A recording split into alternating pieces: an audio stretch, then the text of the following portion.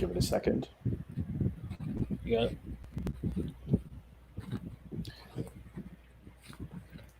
Okay, so welcome everybody to another episode of Professional Novice. Hold on, let me crack my Diet Coke open. Sorry, I should have muted that, but anyway. Yeah, I've got a cup of tea, so go ahead. Yeah, that's going to be good. So, my name is Ali Rizvi, as some of you know. I have this. Let me start that again. It didn't work out. Hold on. I'm trying to get the right YouTube video. Hold on, guys. Let me just get the right thing. There we go. I'm going to mute it so I don't get any feedback and I can monitor it. Ali, what's the link for? There's a friend of mine who wants to join, and he's saying it's not on. I'm losing my mind. This is the message I'm getting. Do you want the YouTube link? Yeah, I'll send you the YouTube link. Hold on. I will text it to you. That should work, though, right? Huh? Isn't that the link? Isn't that the link you sent me before? Yeah, this is another YouTube link. Okay, yes, it should work. Okay, now we're going to start. Okay, welcome everybody to another episode of Professional Novice. My name is Ali Rizvi, and this is a podcast I started around, during these COVID times while we're all sitting at home, and I thought, I'd just call on interesting people and talk to them. Usually experts in something or another, but we don't want to just talk about their expertise. They do that all the time, so we want to go a little bit beyond that, and that was the whole idea. Anwar Khokhar is here. You can hear his mic rubbing against his collar, so I'm going to ask you to move that a little bit. Yeah, it sounds like there's a thunderstorm. Yeah, tuck it in. Okay, there you go. Yeah, just make sure it doesn't touch your clothes. Anyway. Thank you. So Anwar is one of my oldest friends, not by age, but in just terms of duration. I've known him for I'm actually younger than you. I just want to clarify that. You are younger than me. That's right. You're younger than me, despite what it looks like. So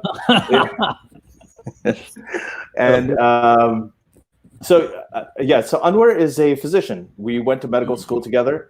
We used to have a lot of conversations. I remember about especially about what success means, where we want to go, how we want our careers to end up, how we want our lives to end up. Both of us had a lot of extracurricular interests. Anwar was very, very influential in terms of my writing and my wanting to be a writer. He used to write short fiction stories, which were amazing. And so we used to talk about that. What does success mean? What does contentment mean? And then what does intelligence mean?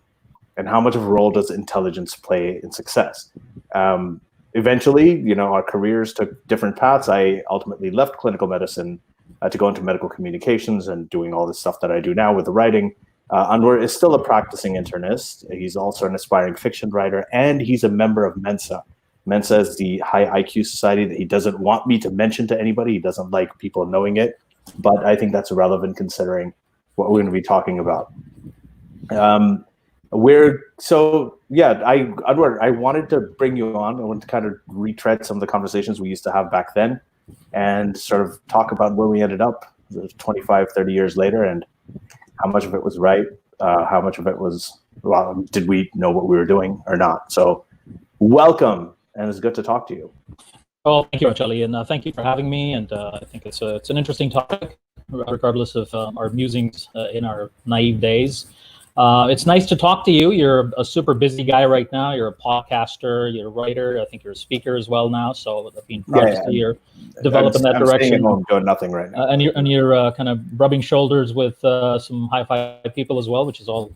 I am so busy. I'm sitting here talking to you for the next couple of hours. So that's great. So first of all, thanks a lot. And it's nice to kind of have a portal. It's great to see you and talk to you about this. Yeah, I want to start with one thing. So you are based in Minneapolis. Right? That is correct. Yes. You are also an internist who's basically a frontline worker. I'm going to be ending my job as an internist. I'm starting a fellowship in nephrology in Pittsburgh from July 1st. You're going to be a kidney guy. Well, congratulations. I'm going to be a kidney guy. Yeah. So you are, we've got these two major things that are happening in the world right now, especially in the US where you are, is you have this COVID pandemic, okay? and you have the protests that are happening, Black Lives Matter protests. The incident, George Floyd, his murder by the policeman, happened where you live in Minneapolis. So you're kind of the middle on the front line and in the middle of these at the epicenter where the protests are. So first of all, let's talk about your practice. Have you started seeing any of the a lot of COVID? Yeah, I've already seen. The way I work right now, currently has been, or recently has been, what's called a locum physician. That means a traveling physician for lay people. So I basically go around different hospitals. This includes rural communities, urban centers, and so forth. And I sometimes cross state lines as well. For instance, my most recent job was in Arkansas, Little Rock, Arkansas. It was the first time I worked in the South, so it was kind of interesting.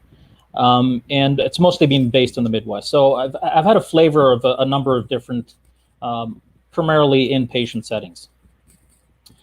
And yes, I've been in contact with a number of both suspected and known or proven COVID-19 cases. So by inpatient, just wanted to, for the general audience, inpatient means people are admitted. People are hospitalized in the hospital. Hospitalized, right? Yeah. And that's primarily what I do is work inside the hospital. I don't really have a clinic practice per se. Mm-hmm. So that allows for some flexibility of movement and so on.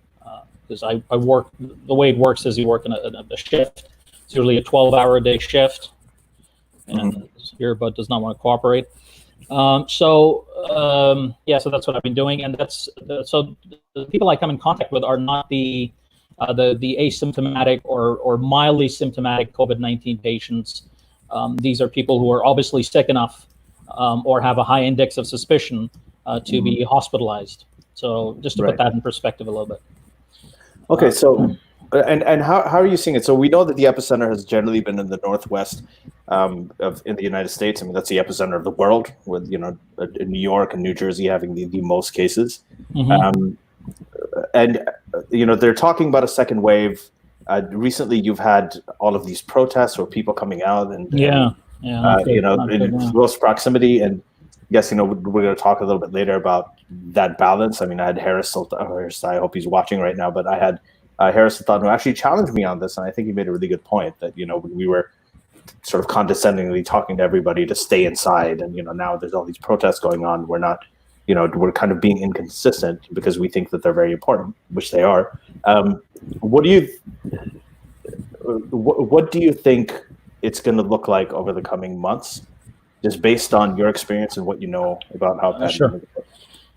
So it's not only that I've been seeing these patients. When you see patients, obviously, a great responsibility on any physician is to make sure that you know what you're doing, or try to get guidelines from as many organizations or publications that you can find. So not unlike my colleagues, have been doing the same. There've been some people, mostly who work in the infectious disease departments, who've kind of taken the role of being at the helm of this. The other physicians who are involved, we work closely with, are critical care physicians when patients get admitted to the ICU. And sometimes there's shortages. So I've had to deal with patients in the ICU for COVID-19 myself, and you have to kind of make these kind of judgment calls as to where do you send them, and there have been deficiencies of beds and so forth. To directly answer your question about, I mean, there's a lot of aspects to this, obviously a lot of facets to how we're treating COVID, and I do believe, like many others, that it has been mismanaged, and it continues to be, unfortunately. But I can't really say how much of it is the curve that's going up, and this is before the protests. So we're not including that right now, or the second wave, as you just called it, after the reopening by different states. Arkansas, for instance, has reopened, I think, last month. Minneapolis just opened some of its restaurants and provided some patio services and so forth. It was initially built as, and mostly from the medical community, as a false choice when leaders across the world, Trump is very inconsistent. It's very hard to say what he's going to say at any particular day. He also has a very high IQ, though. I mean, he's... I'm not surprised. I wouldn't be surprised about that. You told us himself. I don't think Trump is a stupid guy, and I think to suggest that and to say that which you see a lot on Facebook. He's just an idiot and whatever. And I don't believe that. I think Okay. he may have some sociopathic tendencies and so on, but that does not necessarily mean that he's stupid. I think far from it. Yeah. To specifically answer your question about the second wave, most of us are expecting a second wave, and it's not just the COVID-19 patients, which we do expect to see. The epidemiological data on this is also keeps changing. It's just the landscape keeps changing, and the experts continue to reevaluate the situation, absorb newer data as much as they can, as frequently as they can, and try to give us updates as to what they think the situation would look like, what the projections would be.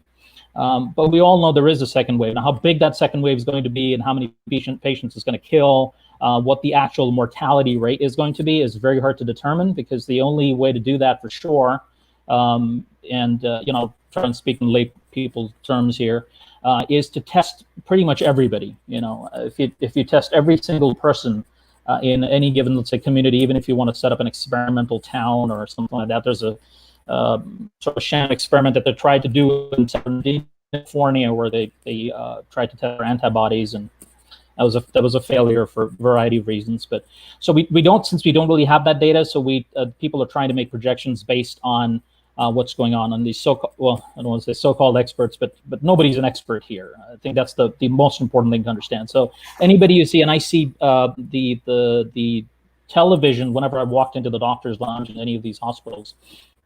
Currently not watching TV at home because of the move. I've just disconnected my cable and all that stuff. But whenever you'd walk in, there'd always be something about COVID or coronavirus, and there'd be some expert or the other. And they'd be talking about it. And I saw so many conflicting views being televised and given to people. Somebody would be an alarmist and say, well, this is going to get really, really bad. There's going to be over 1 million deaths. Whereas other people have said, well, no, there are probably many more asymptomatic patients or people who are essentially carriers of COVID-19 and who've successfully combated it and have actually recovered, and we simply haven't recorded that. So the mortality figures that we're projecting, which is anywhere from 0.5 to 2%, that means about in every 100 people who contract the disease, about half to 2 people, on the average, 1 person is going to die. It says, well, these projections may be overestimations. If you actually start including the asymptomatic population, well, then the mortality rates could drop down to this. And a theoretical epidemiologist, for instance, who's basically said that, in his opinion, the number would be down to 0.1 to 0.2%. People like me who actually work with hospitalized patients and have seen people die, and these are in some cases young, healthy people. The most recent one was a 47-year-old man with really no prior medical history, and it was just heartbreaking. He had a wife, 2 kids, and so on, and he ended up on a ventilator, and he just died very rapidly, even before any treatments could take effect, so to speak. So people like me who see all these deaths will say, well, this is a real disease. It's pretty bad. And we're getting more and more data now that it just not initially it was about attacking the respiratory system, and that's what it does. And I think we talked about how horrible. I think there was a Facebook post from you, I think, about somebody's experience with the ARDS. The ARDS, acute respiratory distress. I was trying to avoid that term, but yeah, it's essentially drowning in pus and fluid. And there's very little a ventilator can do at that point in time. There are some tricks and tactics that they can try, but the damage is too extensive. The mortality rates are pretty high.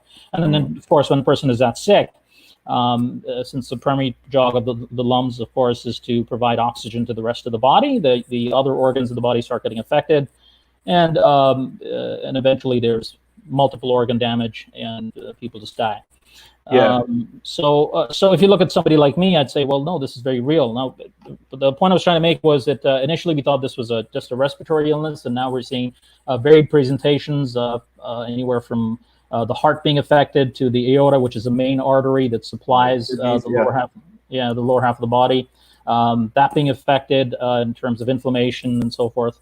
And then there's also data now on COVID-19 and the kidney. There've been some protein debris from the virus itself. It's been found in the urine. We're not really sure exactly whether it's affecting the kidney or not. There's neurologists who believe, or physicians and overall, who actually also believe that the COVID-19 could cause an infection of the brain and the membrane surrounding the brain as well. So now so over a period of time, we've actually increased or I should say, lowered the threshold of testing, and because we're seeing increased number of symptoms, which are varied across the different body systems that we possess. And so now anyone with an altered mental status could have COVID too. Could he have COVID-19 meningitis, for instance? So it's not just a pneumonia anymore. It could be a cardiac or heart infection. It could be a brain infection. It could be, all sorts of stuff. Another theory that's floating around is that it's not necessarily attacking the lung cells primarily. Perhaps it primarily attacks the blood cells. The inner lining of the blood cells. It's called the endothelin. And so when that happens, we're seeing extraordinary numbers. We can indirectly measure damage to the interior of blood vessels. And what that does is it forms different clots. And so people have died of that too. So and that's being directly attributed to COVID-19. But going back to the thing, the original thing, do you think that there's going to be, because one of the reasons I'm asking is because you're in Minnesota, and Minnesota's one of the states that wasn't initially very hard hit. Yeah, a lot of things are happening. A lot of states were not, right? Or countries. So the weather is changing. Some of the stuff in New York, the figures are sort of stabilizing. In some cases, going down. In some other places, Canada's got a really interesting thing because they're just watching the U.S. and doing everything 3 weeks later. Yeah, pretty much. We're our experimental ground because Canada's thinking. Because the measures there are so aggressive, so there's so many different states doing different things, and we have a very good sort of bird's eye view of what's what, what's not, and then policy is being drafted according to that. But the question is that do you think that these states, the other states that haven't been hit, do you think they will be hit harder in a second wave? Are you seeing cases increase, or are you seeing it stabilizing? Do you think it's not going to affect it as much as it's not going to become another New York? Well, I don't know about the level of where it's going to go, but is there going to be a second wave? Absolutely, yes. At this point in time, I'd have to say absolutely. Okay. So this is far from over. Right. For sure. And we're not only seeing it, not just in the U.S. I just want to mention that the Southeast Asia countries that we hail from, Pakistan, India, Bangladesh, and so forth, are now starting to see a very steep curve, an increase in COVID-19 cases, including deaths that probably just go unmeasured. Right. So, the short answer is yes, absolutely. So please be careful. Okay, so the second question is, because you are in Minneapolis and you've seen what's happened with all of these, that horrendous incidents with the George Floyd killing by the cop there. There are protests happening all over the place, right? Yeah. How is this going to affect the second wave? Is there going to be? Do you have any idea? Is there any data coming? Because I think it's been about a week or two since the protests started. Sure, and they're not as bad right now. There have been some curfews instituted and so on, but I've obviously not been in the thick of these protests. I have not been protesting myself, and have not ventured into areas where active protests are going on for personal safety reasons. But from what I've seen on the television screen, has been most people are not wearing masks, and clearly there's no social distancing happening there at all. And this is a pretty contagious virus, and one would expect that at least a certain number of people already infected. It might be asymptomatic, but they would be infected with COVID-19, and they're coming in close contacts. They're yelling, their saliva, spit, and so forth. Tear gas. Forward. Yeah, that was the worst idea ever, but I think it was an act of desperation. Tear gas. But yeah, all that, of course, it goes in line with what healthcare professionals have been advocating. We'll stay away from each other, wear masks, and so forth. And the protests have broken all those rules. And people have come out in heavy numbers, not just Minneapolis, and as you surely know, and Los Angeles and New York and other places, Oklahoma, I heard, and so it's all over the country. So it's really sad. Of course, it's extremely sad that this George Floyd incident happened. But to happen in a pandemic where people's emotions have now taken hold, and a certain mob mentality develops when protesters are mixed in with looters and people trying to probably gain some kind of economic benefit from everything that's going on, and people like that do exist. So all of this is just it's adding to the melting pot of this pandemic. And this is something we did not see in the Spanish flu, for instance, 100 years ago in 1918, where these kind of incidents were not happening. I mean, there were other issues where we did not have as much information, but so that makes it very hard to predict. Okay, yeah. I was told to ask you about these things because, Yeah, but the wave is coming, guys. So just be careful. If you can stay indoors, of course, it's great. Wear masks. It's the usual stuff. Wear masks, social distancing, and wash your hands and clean everything around you. So yeah, I was asked to ask you about this because they're like, you're in Minneapolis and you're here, so that's why I asked you. Sure. I already know what you think about all this stuff, so I had to sit through all of that, but it was a lot of fun. So you're a mind reader too? No, it was. That's good, but I really, really want to talk about what we're going to talk about right now. Sure, yeah. Yeah, so we went to med school together in Karachi, in Pakistan. Yes, and that's where we became friends. Actually, we first got acquainted. That's where we became friends, and I remember we used to talk. We're very different people, I think, just personality-wise, and I think we had very different things going on. We had very different ideas, I think, about what we think of success and where we see each other. So many years later, and we both used to, we used to talk about intelligence a lot. We used to do everything. We used to talk about a lot of different things. We used to talk about all kinds of things. But I remember just this whole idea of what are the components of success? What makes somebody successful? Is it just simply IQ? Are there other factors that go into it, and so on? And so, what do you think today? What do you think, like, with everything you've done? I mean, you're a physician, you're a smart guy. Do you think that you're successful? So it's interesting that you bring the subject up and you're holding me as a poster boy of being the smart kid, when there are a lot of brilliant people around the world. Of course, I just want to acknowledge that. Oh yeah, all smart people matter. Yeah, so all smart people matter. Smart lives matter. SLM. Yeah. But so there's a lot of brilliant people. There are a lot of smart people around the world. Mensa is an organization that people are familiar with. At the time that you're referring to, now this is going back, about 22, 23 years or longer, about a quarter century ago, I think. Time does fly, doesn't it?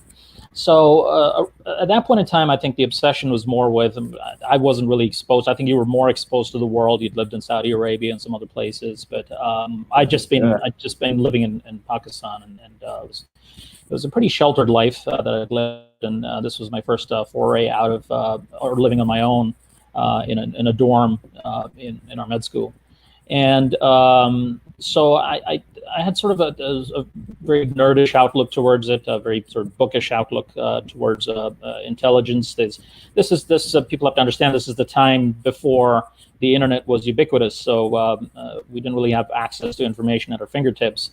So we had to dig in or read books and just think for ourselves, I think, more than anything else.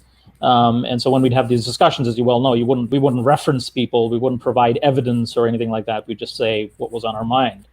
And at the time, I thought, well, IQ has to be the indicator for intelligence. And it's definitely the most valid tool that we have to assess whether somebody's smart or not. And a lot of people there, and you're one of the culprits, kept telling me that, I'm really, really smart. I never felt that at all. And I was actually very surprised whenever, that you had to say this multiple times to me. And I was very surprised as to, well, what makes me so special? Why am I so smart? We were just messing with you. Yeah, and that could be part of it. And thank you for confessing that after 25 years. Thank you.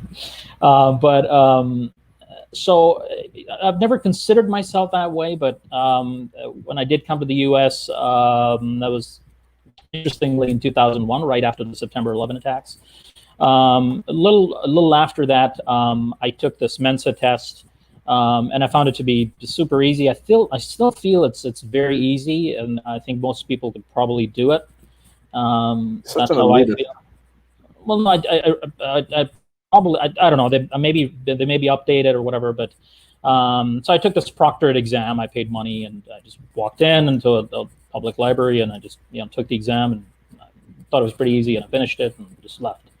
And then following that, I forgot about it, and then I got this thing in the mail that you're a Mensa member, and then I started becoming really obsessed with this whole IQ thing, and I said, okay, let's see how much I can push it, and then I started becoming a member of there was at that time 1%. There was a top 1% society. There was and then there were societies beyond that. There was one called the International, I think, Philosophical Society of Inquiry, something like that. So this was just a kind of, I don't know why I was doing it, but it kind of felt good. So that's why were you doing it? So yeah, No, the first time. Well, one second. So the first time you walked in, I just want to back up a little bit. So when you walked into the Mensa test, and saying you just wanted to do it, what is it that prompted you? Is it because, I mean, was there a specific reason you wanted to find out?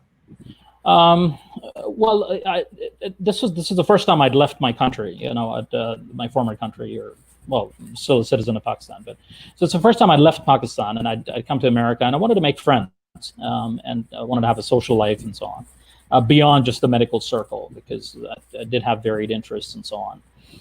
And I thought, well, these Mensa people might be a good way of socializing. So that's how it started with Mensa, and actually did go to a couple of meetings, and I didn't really find it very stimulating, and so I left, and they still keep sending me emails, but well, why don't you renew your membership and so on. Yeah. But so that was the primary motivator. But once I actually got the report, and I said, well, this can't be right.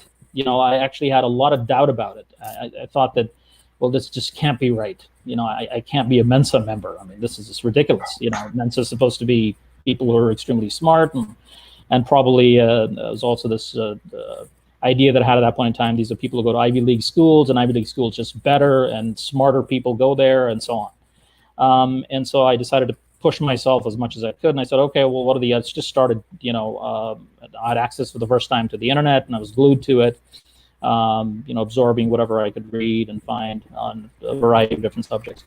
And I had a lot of free time because I hadn't really anchored into any kind of social network at the time. This is within months of me coming, of course, to a new country.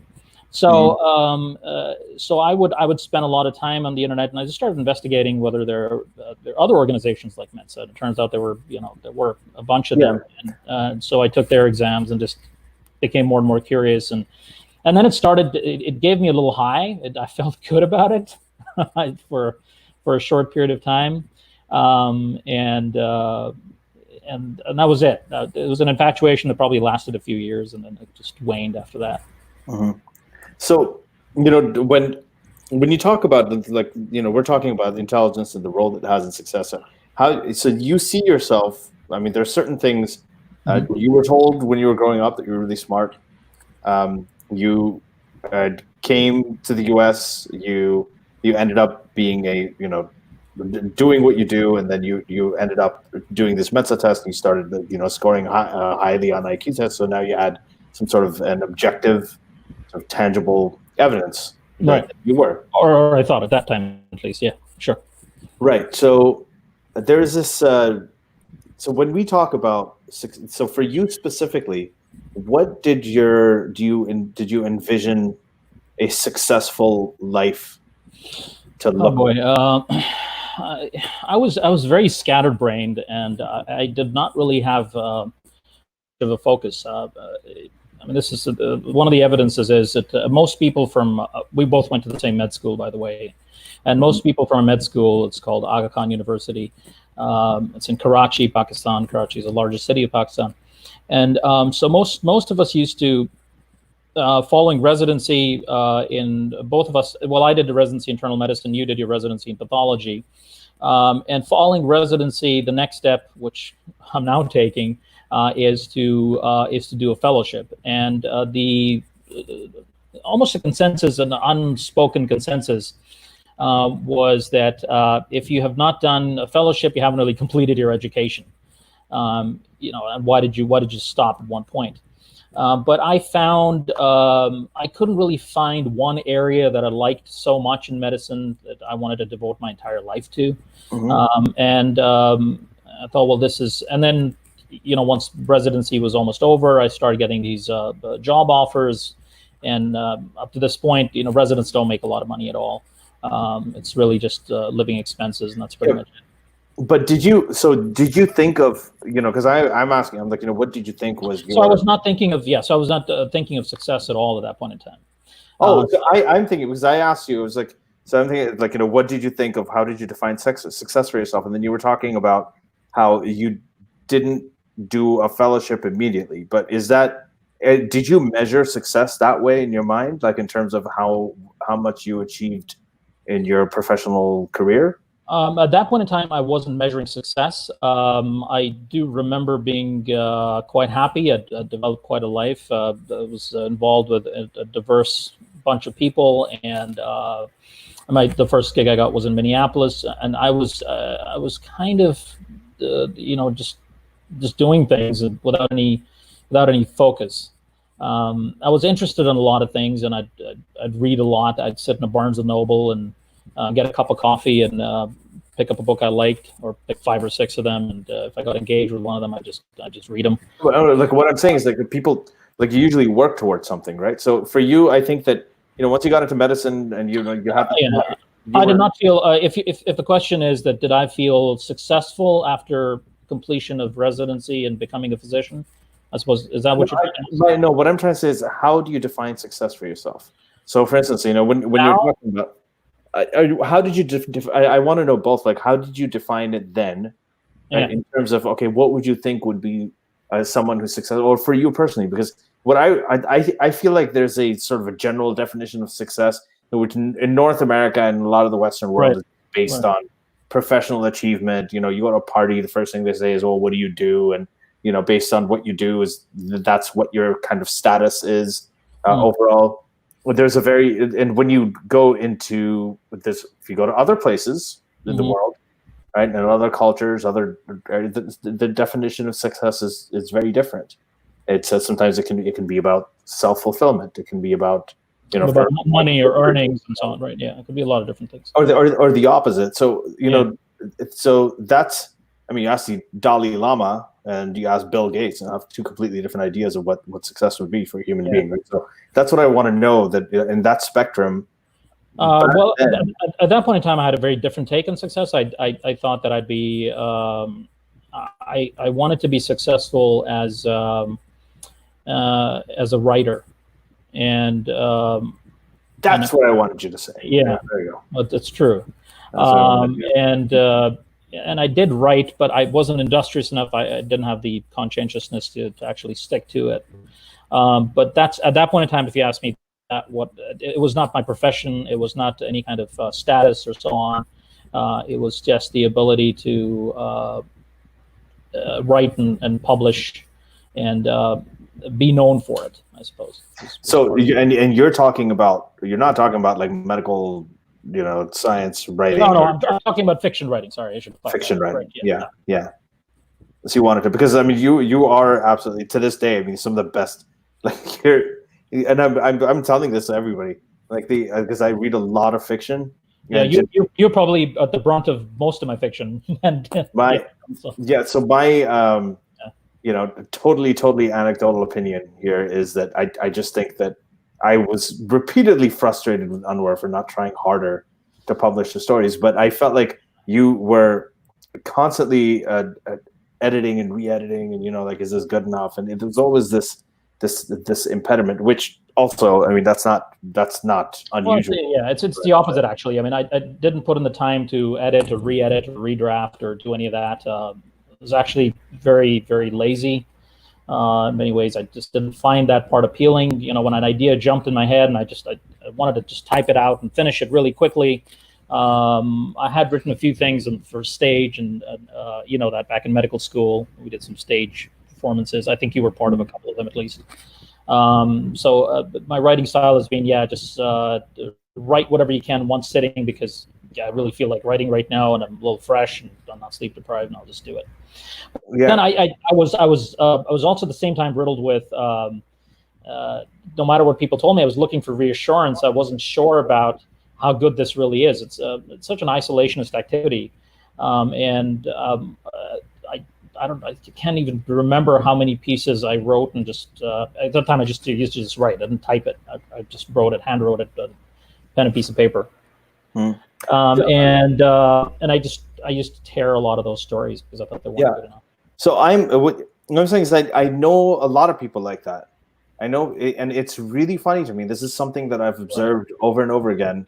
And again, well, it's anecdotal, but I'm going to actually, I did some reading on it too. So I guess we'll talk about that too. There's a lot of people when they're kids, there's something that they want to do that they're good at, and they want to do. Usually when you find that combination, some people are very good at painting and art, other people good at music. And I've seen, especially like in our community, the medical community, we're surrounded by people. A lot of our friends and a lot of our colleagues are very talented. They're talented people. I mean, they're all successful in the sense of successful as in they high achieving. They've all done residencies and fellowships, and a lot of them are actually on the national stage. I mean, there's people that we know that just in terms of in the field of healthcare, they've achieved tremendous success. Tremendous success in the sense that you just described. And yet I see also that there are some of them that had these childhood dreams of being writers, of being musicians, of being artists, or whatever they wanted to do, philanthropic work. And I know somebody who was a lawyer, right, who eventually went into corporate law because they thought that they really wanted to, that they're going to make a lot of money, have a good life, have the house, the cars, the status and everything. But they also wanted to be a fiction writer, and they tried to get published many times, and they weren't able to. And they are, and I'm not, no names obviously, because I think you know them too. That's why I'm using the they as well. I'm using a non-binary pronoun for them. And they're actually one of the most miserable people I know. Like they have everything, and a great legal career, everything, but just really miserable, because that's the one thing that I think they measure success by when they were growing up as a kid, was that one day I'm going to write these stories. I have these ideas, and every time I talk to them, they have all these amazing ideas about stories. It's very similar to you, but I'm not talking about you. Yeah, I'm sure they're. So that's why I want to know, where is because there's an element of success, the way that other people see you. Other people obviously look at you and say that you're a very successful person. Sure. But how do you? There's also a level of contentment. There's also a sense that I'm successful that comes from the inside. And you sound like you have been, even though you had a lot of success now. You're going out and doing this fellowship. You're doing all the things that you want to do. But at the same time, it feels like you've always. It seems like you've doubted yourself a lot too, which also is a sign of intelligence. It's a very, you're the one who's done the reading, so yeah, go ahead. Yeah, no. I mean, it is actually self-doubt and everything is also it's very characteristic of people who tend to have higher IQs and be smarter. Sure.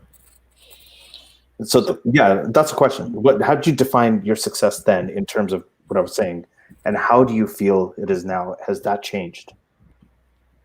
Well, I just told you that's how I defined success at that point in time, and that's what I wanted to do. And at that point in time, I was young, and I thought it was achievable.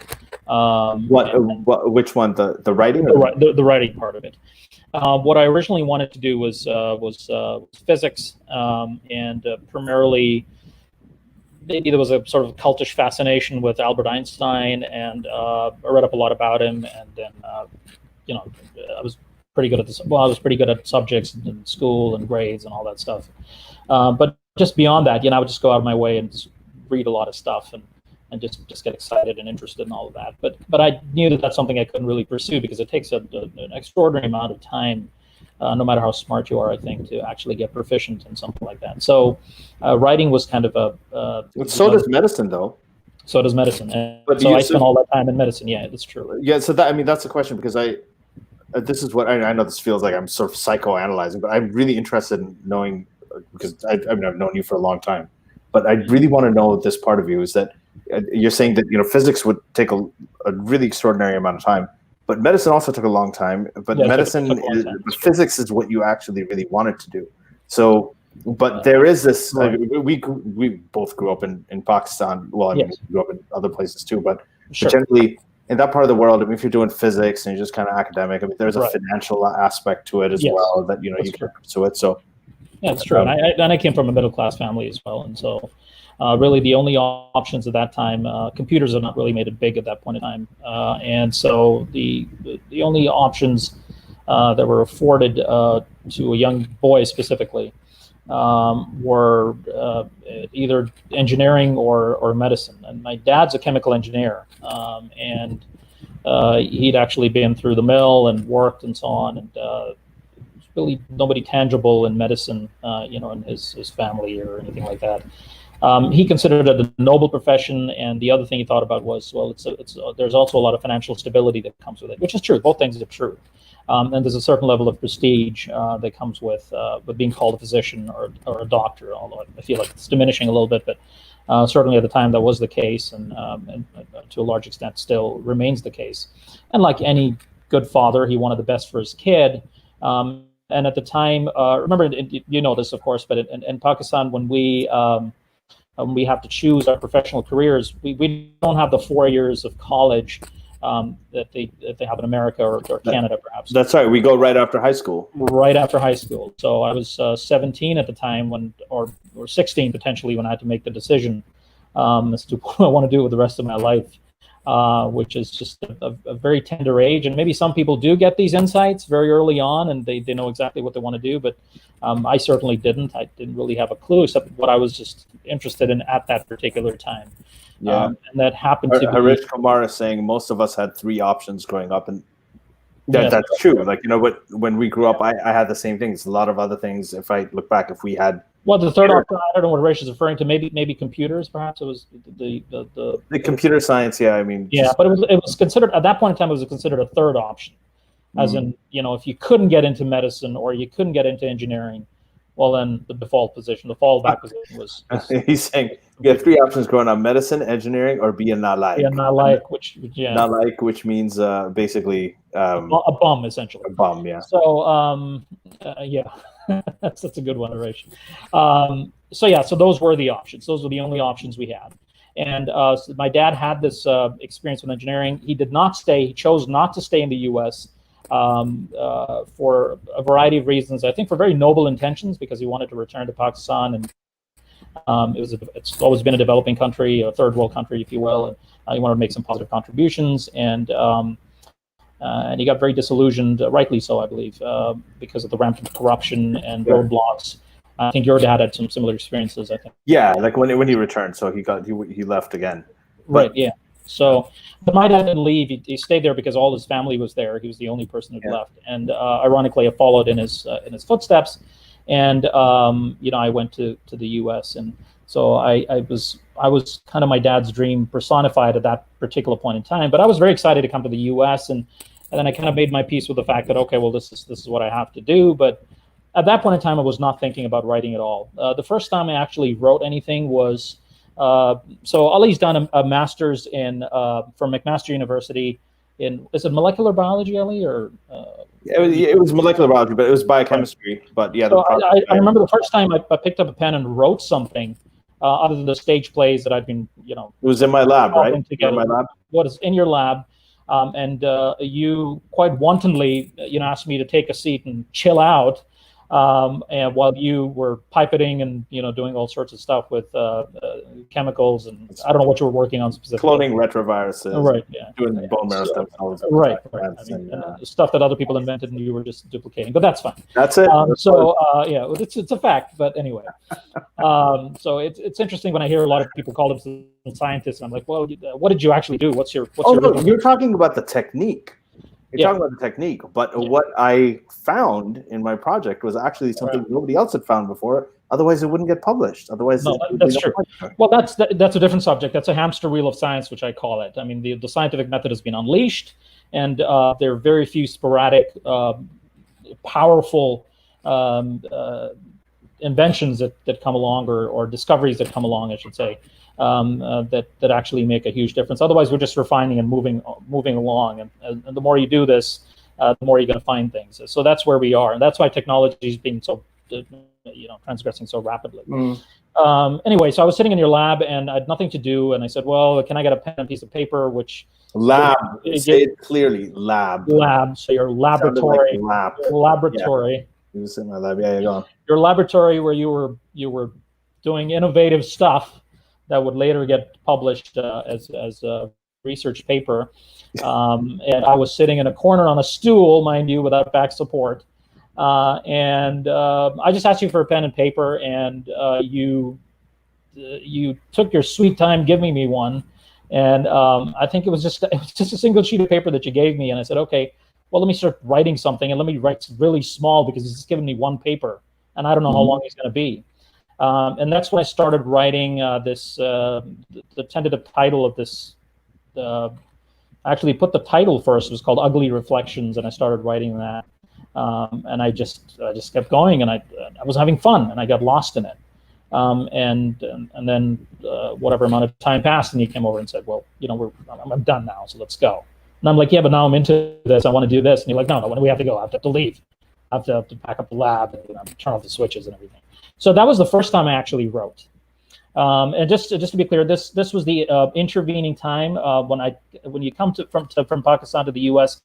You don't directly join a residency program. You actually travel around, and you get a certain number of interview calls, and you travel around the country to interview. So that's what I was doing. And sure.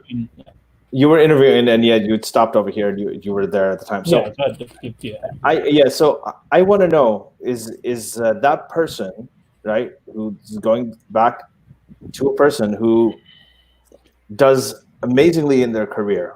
So they have a high IQ. No, I'm amazingly, but no, not you. Yeah, I'm not talking about.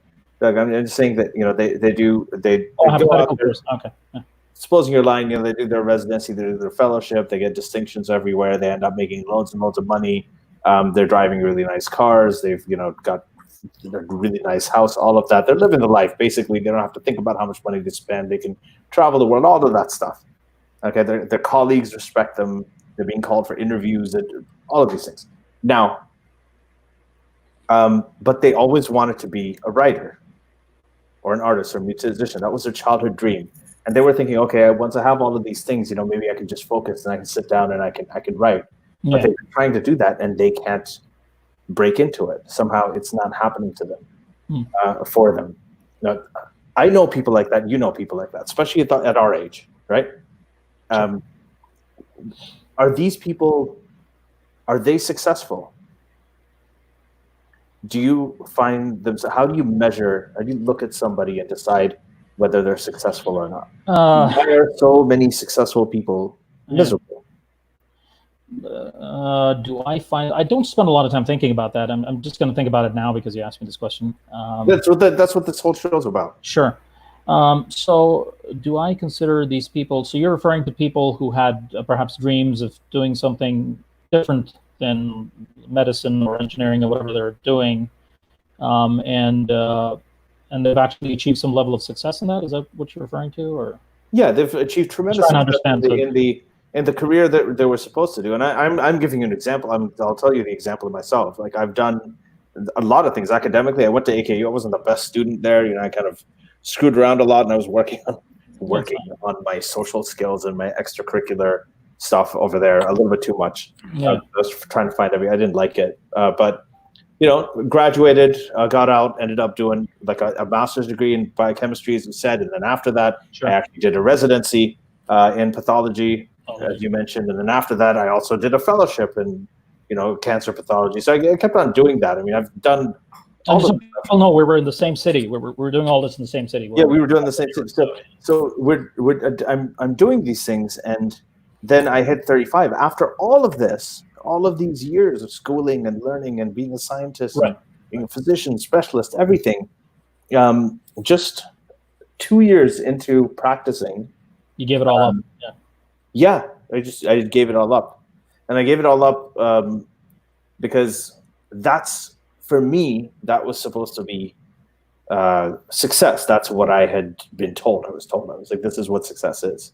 That what you had achieved at that point, up to that point. Yeah, on paper it looks amazing, but it didn't mean.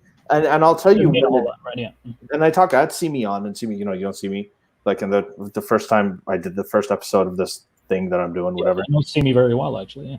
Yeah, you did. So, and I was telling her, I did my first stage appearance in AKU with Simi. With Simi, you guys were co-MCs for that. Yeah, we were co-MCs. And she is, so that topic was about death and dying, and I used to do this pathology. You do autopsies. We have to do about 80 autopsies for board eligibility. So I used to do a lot of autopsies, and a lot of times I do them. I'd be there late at night, just getting sections of all the organs and things like that in the morgue, just surrounded by all these, bodies and refrigerators. And I just thought, and I'll say it again, I said it then too, is that you had these sort of cold, naked bodies on these, in a very cold room with toe tags on them. And I didn't know anything about them except for they were naked and they had a toe tag on them. And that's how we're all going to go. We're all going to go that way. There's no, it does. Some of them were probably millionaires. Some of them were probably homeless. Some of them died happy. Some of them died unfulfilled. Some of them died alone. Some died surrounded by loved ones. Someone probably hadn't talked to their kid in decades. And, I think this is also the time that your dad passed away. No. My dad passed away a long time before that. I was there right before, and I had the pleasure of meeting him a couple of times. But, that's right. Yeah. So that must have been a very close brush with death. That was. Actually, since I was a kid, and I wrote about it in my book. The first time I saw a death actually happening in front of me. Right. My cousin was 3 and I was 5 years old. But that's a different story. I've told it many times.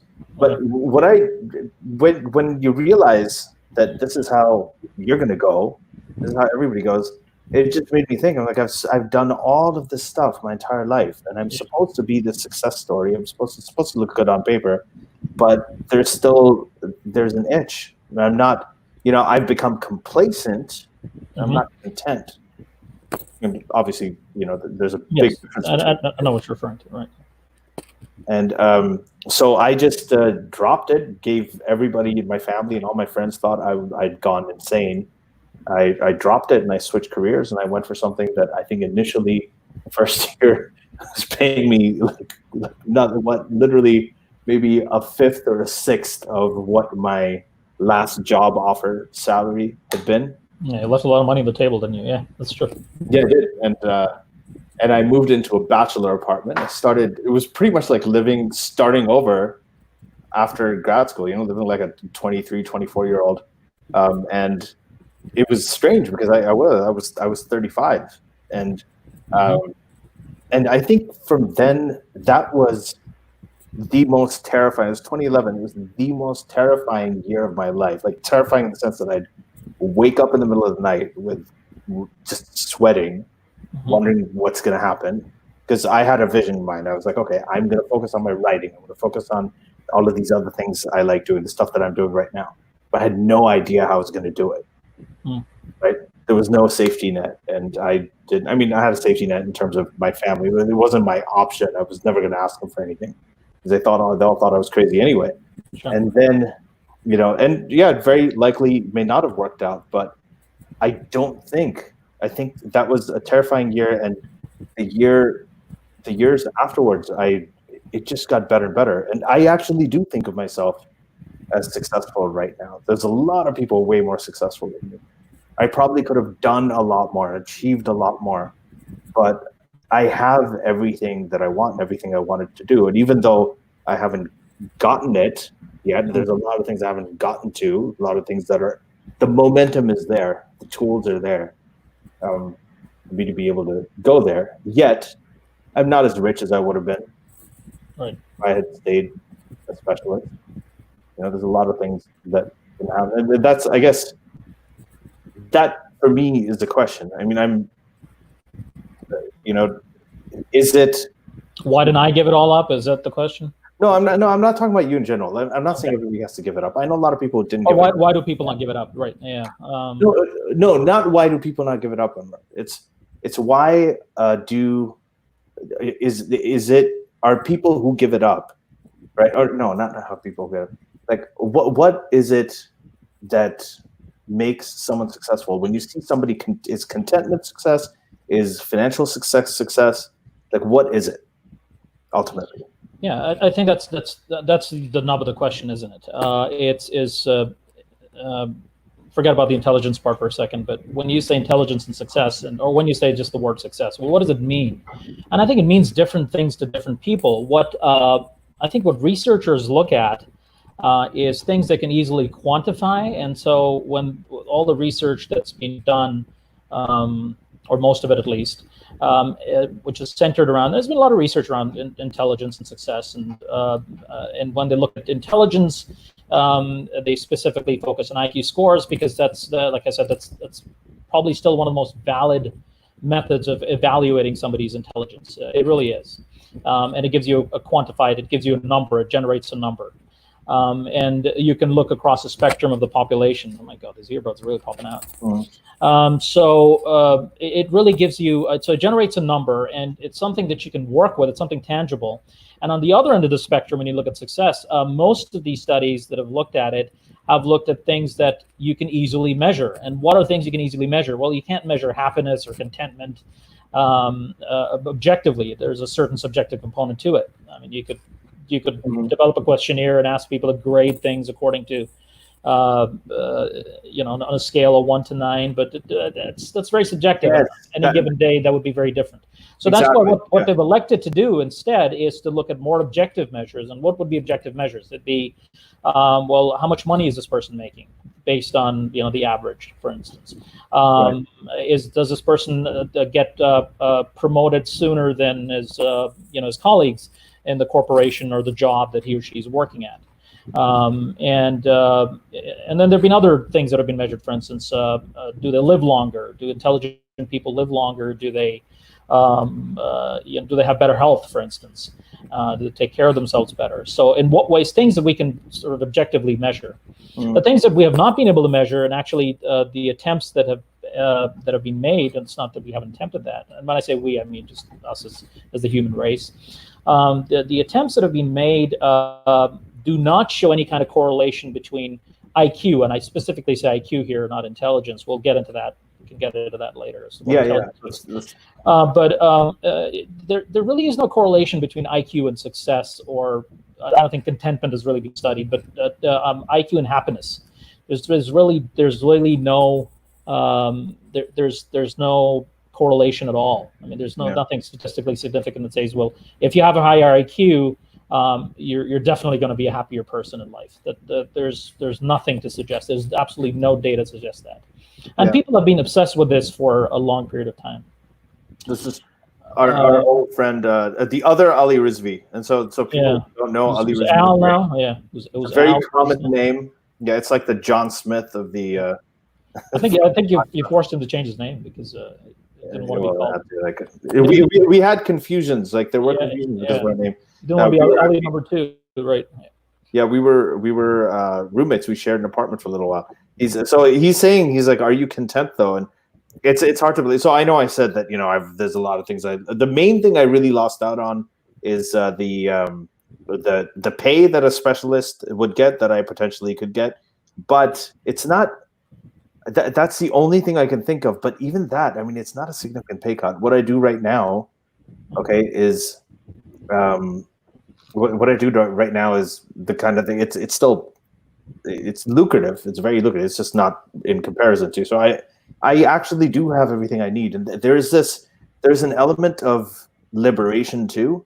When you leave, when I was a physician, you know how it is. Like, you graduate, you got to get board eligibility, then you got to do these board exams, and each exam costs $3,000, and then you move from one state to another, and then you have to pay a whole bunch of other money. You can't move around the world. I can't go to Germany and do a stint there. I can't for a year if I want to, because you have to get different licensure. You have to get different, they have different qualifications. So just going from the U.S. to Canada, right, well, it used to be a lot more of a nightmare than it is right now. So being free from all that, being free from this, what do you guys do? You have to take your boards like every 10 years now? Maintenance of certification and all that? Yeah, still have to do that, right? Yeah, the maintenance certification are every 2 years and so on. It's very license renewals every year and so on. Yeah, and it's very freeing. I mean, I work as a medical director at a healthcare agency right now, and it's a creative job. What I wanted to do is I wanted to work in,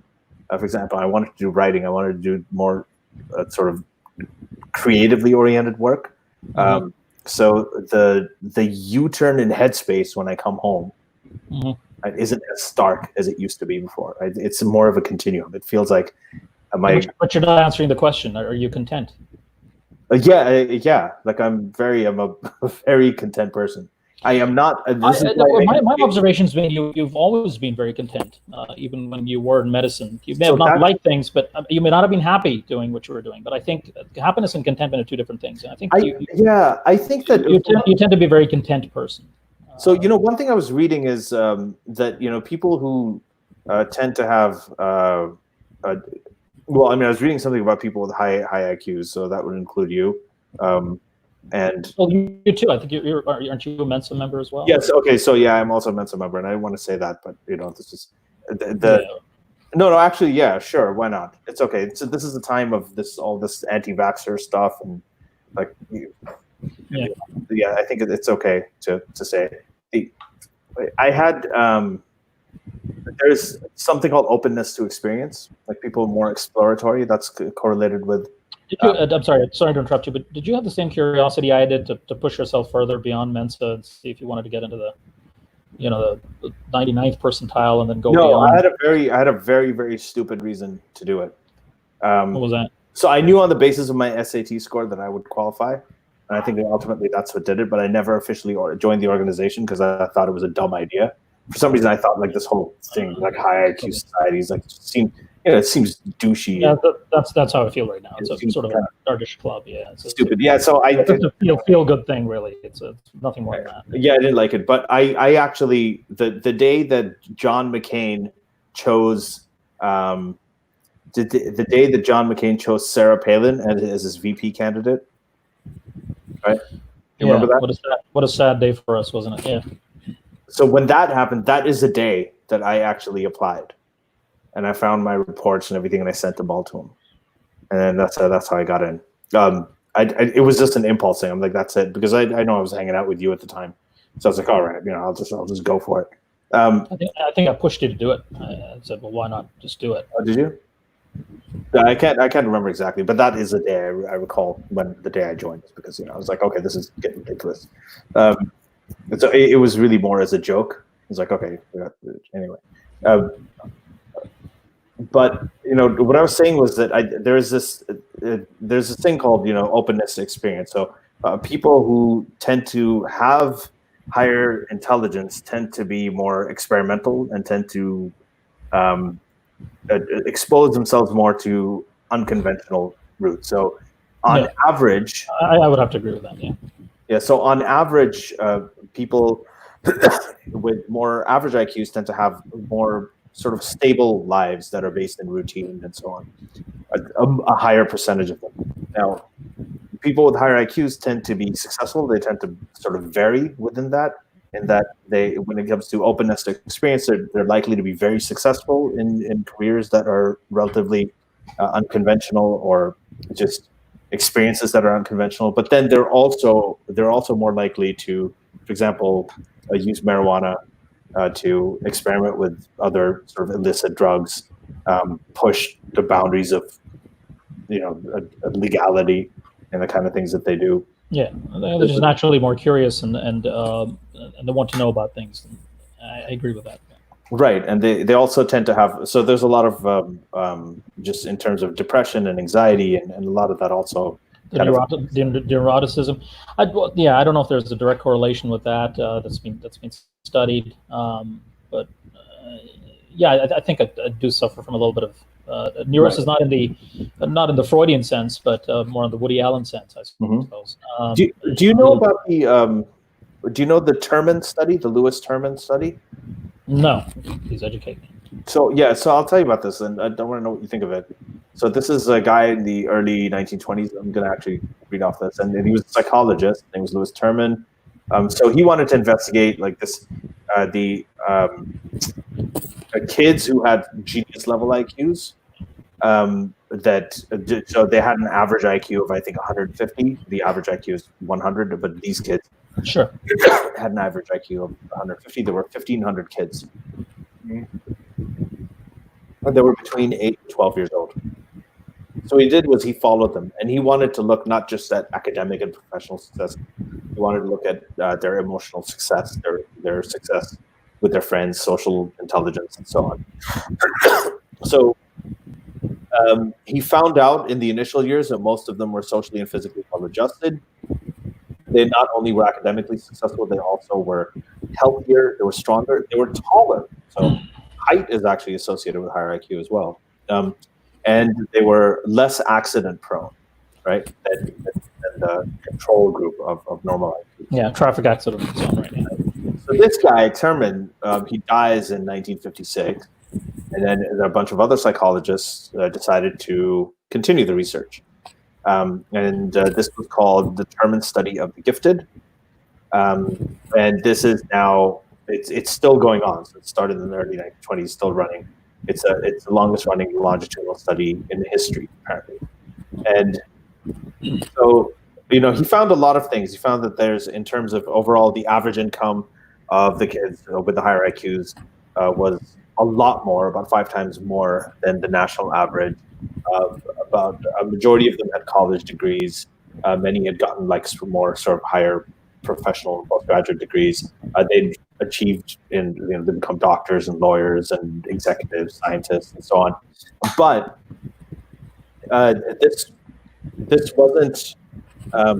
This actually, so a lot of them, they did this, but when it came to the careers that they chose later on, and they eventually, I guess the level, it says, okay, the majority of subjects pursued occupations as humble as those of, policemen, seamen, seamen as in the people that a man at sea, typist, filing clerk, and so this is Terman. Well, as a feminist, I object. They can be women at sea too. So of course, yeah, sea women.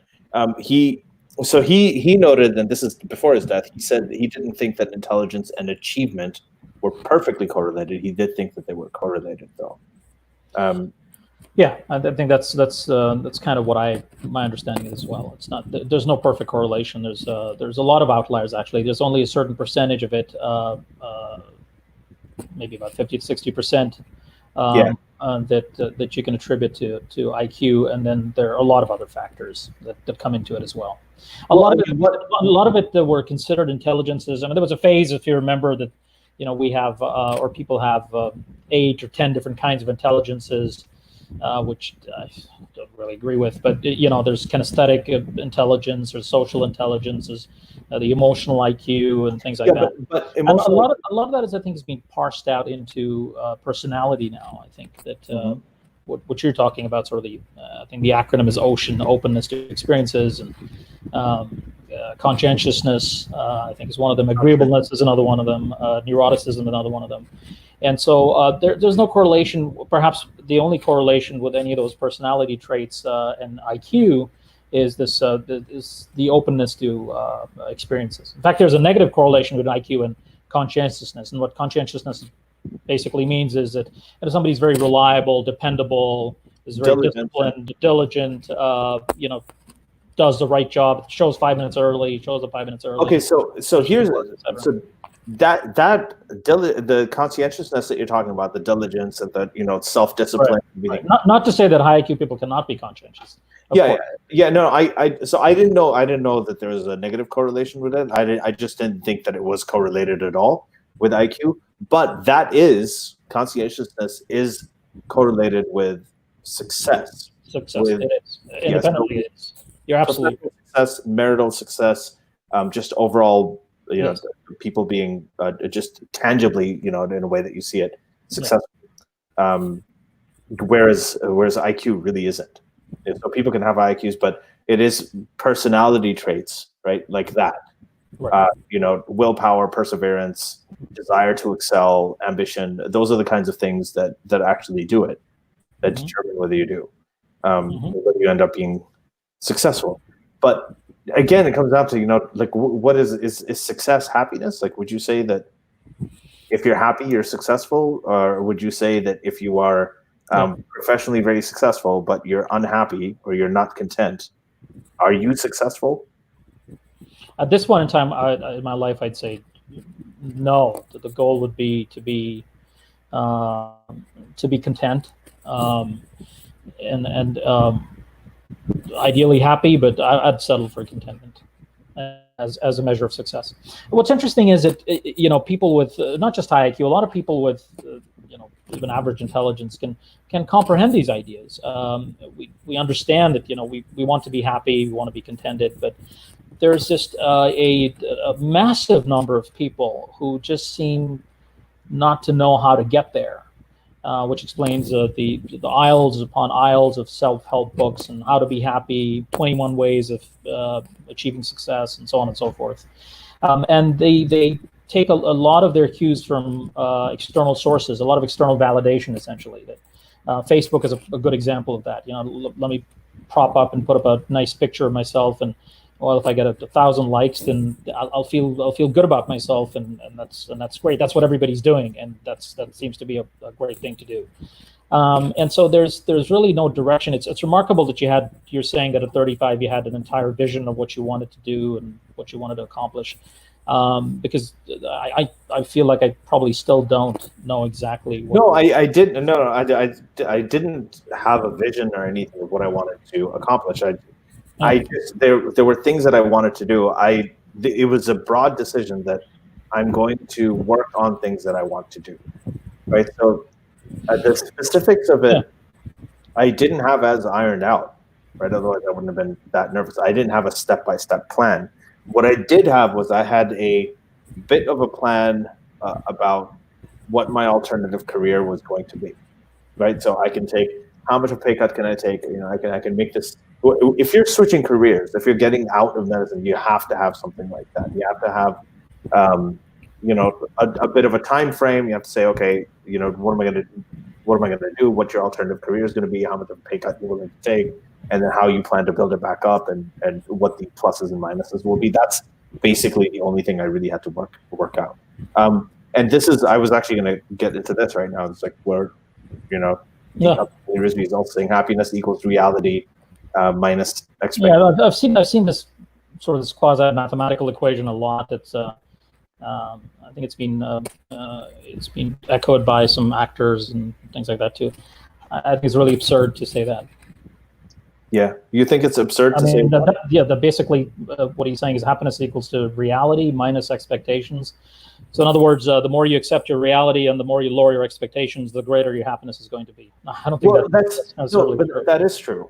So that's true. That doesn't mean it's a good thing. It doesn't mean that it's going to turn you into a rock star. I don't think that's what he's saying. I think what he's saying is that if you have, for instance, I went to the Dhobi Ghat. The Dhobi Ghat is where they wash all the clothes by the shore in Karachi in Pakistan. Like, they take everybody's clothes and they wash them there. And I remember that experience going there because I'd never seen happier people in my life, right? Because these are kids and these are adults and families who were, and we always thought of them as like really, really poor people because they were, and we just kind of thought. Did you ever quiz these people and ask them if they considered themselves successful? I did. That's why I did too. And what was your experience? Not successful. Because a lot of them did not consider themselves successful at all. No, but that's why I think there's a difference between being successful and being happy. Like, look, you can be happy. I'll tell you what'll make you really happy. Well, my experience is a lot of them weren't going to make you very happy. A lot of them weren't very happy either. Was my, this is anecdotal experience, obviously, but when I walked around the streets of Karachi and talked to these people as well, just like you did, that the curiosity factor and everything, and a lot of these people weren't really happy when you got to the nitty gritty of it. They would find these ways to distract themselves and enjoy themselves in the moment, and that's something that a lot of people, you and I, do as well. We all do that. We enjoy a laugh. According to Woody Allen, that's what life is about. It's supposed to about spending the time distracting yourself, so the misery of mortality doesn't. Well, I think that's something that's essential. I mean, I think for most of us are social animals. Yeah, but Anwar, when you're saying about quizzing them, so when I talk to them, right,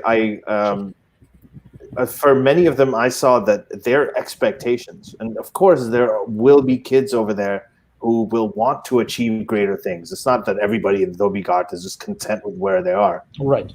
But for a lot of them, their goal was basically just to have the next meal and to have like a specific kind of thing that they wanted to eat and be able to eat that, once every few days or something like that. Like, those were their expectations, and if they achieved them, then they were happy. If they transcended them, then they were ecstatic. And I'm not talking about all of them, of course not. I mean, there are many people there who were not content with a life like that. They obviously be thinking, like, what are we doing? And there were many. I mean, there were many who were extremely happy. There always be a few, chubby guys who were just extremely happy, but they didn't know why.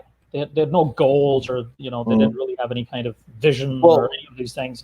I didn't even understand these concepts, but they were just happy. They were just naturally happy, and I believe there was some study about this as well.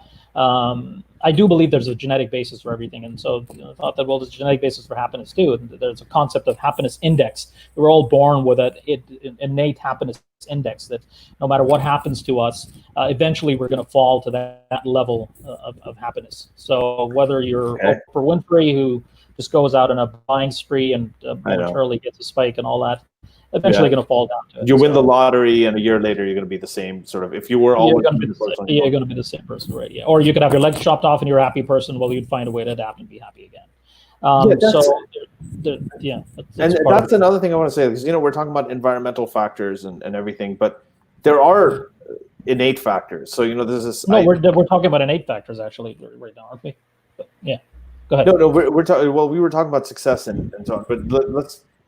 Just in terms of like whether it's with intelligence, we know that a huge component of it is genetic, right? I mean, if I give you an extra chromosome, I think a huge component of it. Yeah, so if I give you an extra chromosome, your IQ is going to drop like maybe 50 points. If I give you like a gene mutation, everything can change. We all know about these like kids who can memorize 30,000 digits of pi or play the piano like Mozart when they're 3 years old. So there's definitely a component of that, but just in terms of, I think even when it comes to personalities, like if I give you a whole bunch of extra dopamine, I can change your personality. Even if you run up your dopamine by getting really drunk, your moral sense, your judgments, the way you see yourself, your mood can change. If I rip serotonin from you, you can get suicidally depressed, even if there's nothing wrong in your life.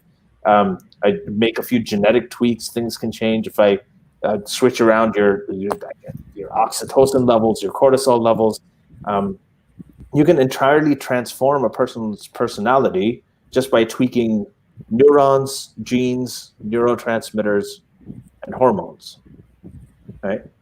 So what's your point? It was kind of the point that you were making about whether happiness or a sense of success or the perception of happiness or contentment, whether a lot of it is just sort of innately ingrained in us. You're saying that I was always content, even back then. Yeah, that's my perception of you. You can speak to it, obviously. But, no. I think it's probably accurate, but is that something that is innate in me, or is it something that's environmental? I think it's Well, obviously there's always a combination of the two, but I tend to feel that it's more innate. It's more innate. I think it's more innate, but I think it's difficult to say. I think you parse it out, and that's why people say 50-50, and saying 50-50 is really hedging. That means you don't really know exactly what component of your genetic makeup is responsible for how happy or successful you're going to be, and so on, or what your personality traits are going to be. But I think there's a huge component of genetics that comes into it, and then of course your experiences and so on. But how you take those experiences, how you look at them, are also shaped by genetics. So I tend to favor the genetics theory more, that a lot of this is innate, and we all have these different struggles because in exactly the same situation, two people would have very different ways of looking at things or perceiving things. And I think that's mostly, in my view at least, this is just an opinion, it's mostly determined by our genetic makeup. But there certainly are environmental factors that come into play. And I think the bigger question that comes to mind is we're in today's society, I think we've relegated, and I'm switching the subject here a little bit because I think we've exhausted talking about that. But the big question is that I think a lot of people nowadays, at least, we're taught that we're somehow supposed to harness these emotions through rationality, and we should look at rational things. And what I find that's something that's very interesting on some of these Facebook threads, and you get a lot of traffic there, and I follow some of it. And people who are talking about, well, we should be logical, we should be rational, they're actually very emotional about it. They're very passionate about it. So and I don't think they have the insight that the way they're communicating their logical side or rational side is in a very excitable and emotional way. And who are you talking about? The thing, the audio cut out for just a second. Who are you talking about? I wasn't talking about anything specific. I just said I just cited some Facebook threads, especially in your page and so on, and others, where people are talking about logic and rationality, and look, we should look at this rationally, we should look at this logically, but then they become very, very sort of emotional about it. They become very passionate about it, and the very same people, a few lines down, would be calling another person an idiot. Or you just don't know anything, and I'm the logical person, and the conversation started with this person saying, well, the rationality should trump everything. Why don't you get it, you idiot? And so it's very difficult to divorce logic from emotion, because it's similar to the way I see it is it's similar to how we study different subjects. So medicine, for instance, if the rate of earbuds falling is correlated negatively with IQ, then I'm pretty. Oh yeah. You need to, what is it? Yeah, it's an N of 1, but that's that could be a study you could write up. So I think it's very difficult to divorce your logic from your emotions. It's very hard to do that, to logically command yourself. Otherwise, everybody would do it, because everybody's goal at the end seems to be, when you're younger, you might have different goals of success, which would be, I want to be rich and famous and so on and so forth, for all the wrong reasons. But most people, as they mature, they say, well, we just want to be happy, we want to be content, and we don't want to be bothered by these neurotic thoughts such as anxiety or depression. We don't want to do all that. And so if it was rationality somehow had a chemical to it, you mentioned dopamine and serotonin, and those control moods and emotions. I think they really control your logical thinking, so to speak. Or your innate ability to logically control your emotions. How do you tell, though? How do you tell? Because, I mean, what you're saying is, so you're talking about emotions. Yeah. Emotionality, I think one of the greatest sort of impediments to, I mean, you can take super, super high IQ, intelligent people. Yeah. But they become failures. Yes. Because they can't regulate their impulses and their emotions, right? So, so I have this. There's this. When my daughter's being born, I read a book. Your daughter's being born? That's, wow. Not the exact moment she was being born. Congratulations, man. Thank you. Oh, thank you. Yeah. The way you announced it was my daughter's being born. which means she was just born. So No, she wasn't born. When her birth was imminent. Oh, I was reading this book. Just the rational teasing the emotional for some humor. That's all. Go ahead. So I was reading this book called Brain Rules for Baby by I have to say the name of the author because I'm mentioning it, so I have to credit him. So it's called Brain Rules for Baby. It was by John Medina, and John Medina is basically brain. What was that? What was the second word used? Brain Rules for Baby. Brain rules. Okay, got it. So Medina is a developmental molecular biologist, right? So he's, so this isn't his area of specialty, and like there were so many parenting books out there, and a lot of them was like bullshit. So I wanted to get something that was sort of data based. So I saw this guy, and what he did was he wrote this book not as a guide or anything because this wasn't his expertise, but he just knew about the development of fetuses and everything. And when he used to talk about it, people used to ask him about their kids. So he decided to write a parenting book. As a molecular biologist, and he just kind of presented the data and let you take care of the rest, make your own inferences, and decide what you were going to do. So one thing they described, and I didn't know about this, was he talked about baby 19. So I don't know if you've heard about this, but this is a psychology professor named Jerome Kagan. And he was doing just a study on temperament of babies, right? And one thing that almost every parent will tell you is that the moment a kid, right from birth, the temperament that they have, you can tell what their temperament is, and that temperament is eventually what they turn out to be like, more or less. Yeah, right? There's been a lot of research on that. So the delayed gratification study that they did on kids. That you might be familiar with. Essentially, what they did was and these were obviously toddlers. The donuts, right? They said if you donut or the marshmallow or something like that. Said, well, here's a donut and you can have this, or here's a marshmallow and you can have it right now, or you can wait. I'm just going to go out for a few minutes and come back in. But when I come back in, you'll get two. And and I mean these are just toddlers. They don't know anything. And there were some who were just consistently you'd eat the marshmallow right away, and others who would delay their gratification. And then, of course, there was a positive correlation later on found in the kids who had that ability to delay gratification tended to be more successful in the more conventional way. I mean, describing it in terms of jobs and money and the trappings of success that we look at generally. Mm-hmm. So he found this guy Kagan. He found this baby 19, right? And this is in the late 80s. And this baby was basically would cry a lot whenever they were exposed to something unfamiliar. So anything new that came to them, right? This kid would just start crying if you changed a certain toy, if you changed like a different kind of diet or something else, they'd get really, really rattled. And he wouldn't see this with any of them. I mean, there were obviously 19, so there were obviously at least 19 babies he was studying. I don't know the exact number, but that's why this was baby 19.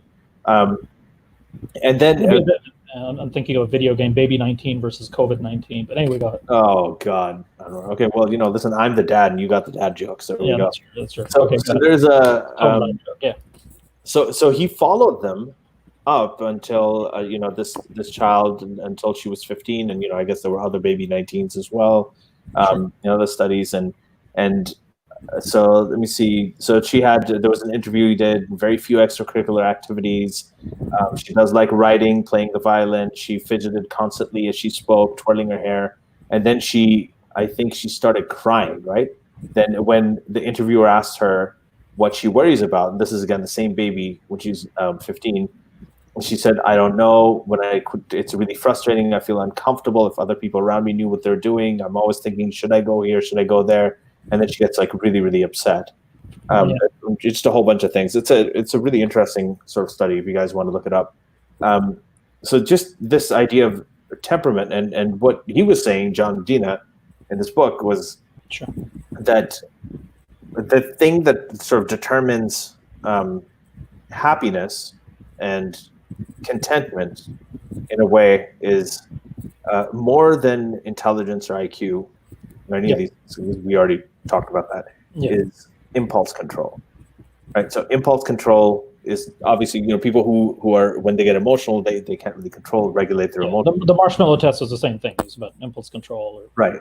Yeah. And impulse control, by the way, is not that you should hold back your impulses. It's about regulating them. For instance, if you're at a movie theater and there's a really, really terrible scene, and you just feel like a really sad scene, and it's a very moving movie, and you want to cry your eyes out and just bawl really loudly, right?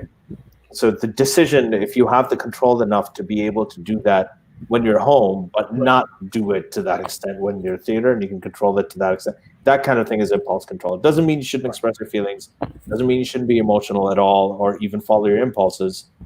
Impulses can lead you to really good places, but it's about how to rein in the ones that will damage you, right? And that results in better relationships with people, and relationships with people is the study after study the absolute number one determinant of how happy you are or how content you're going to be. Yes, I agree with that completely. I agree with that whole relationship aspect 100%. Yeah. So that's true. I don't know if you had a question at the end of that, but yeah, I'd have to agree with what you're saying. No, it's just this. I mean, I just don't. So let's move into. Let me help you out here. So let's move into the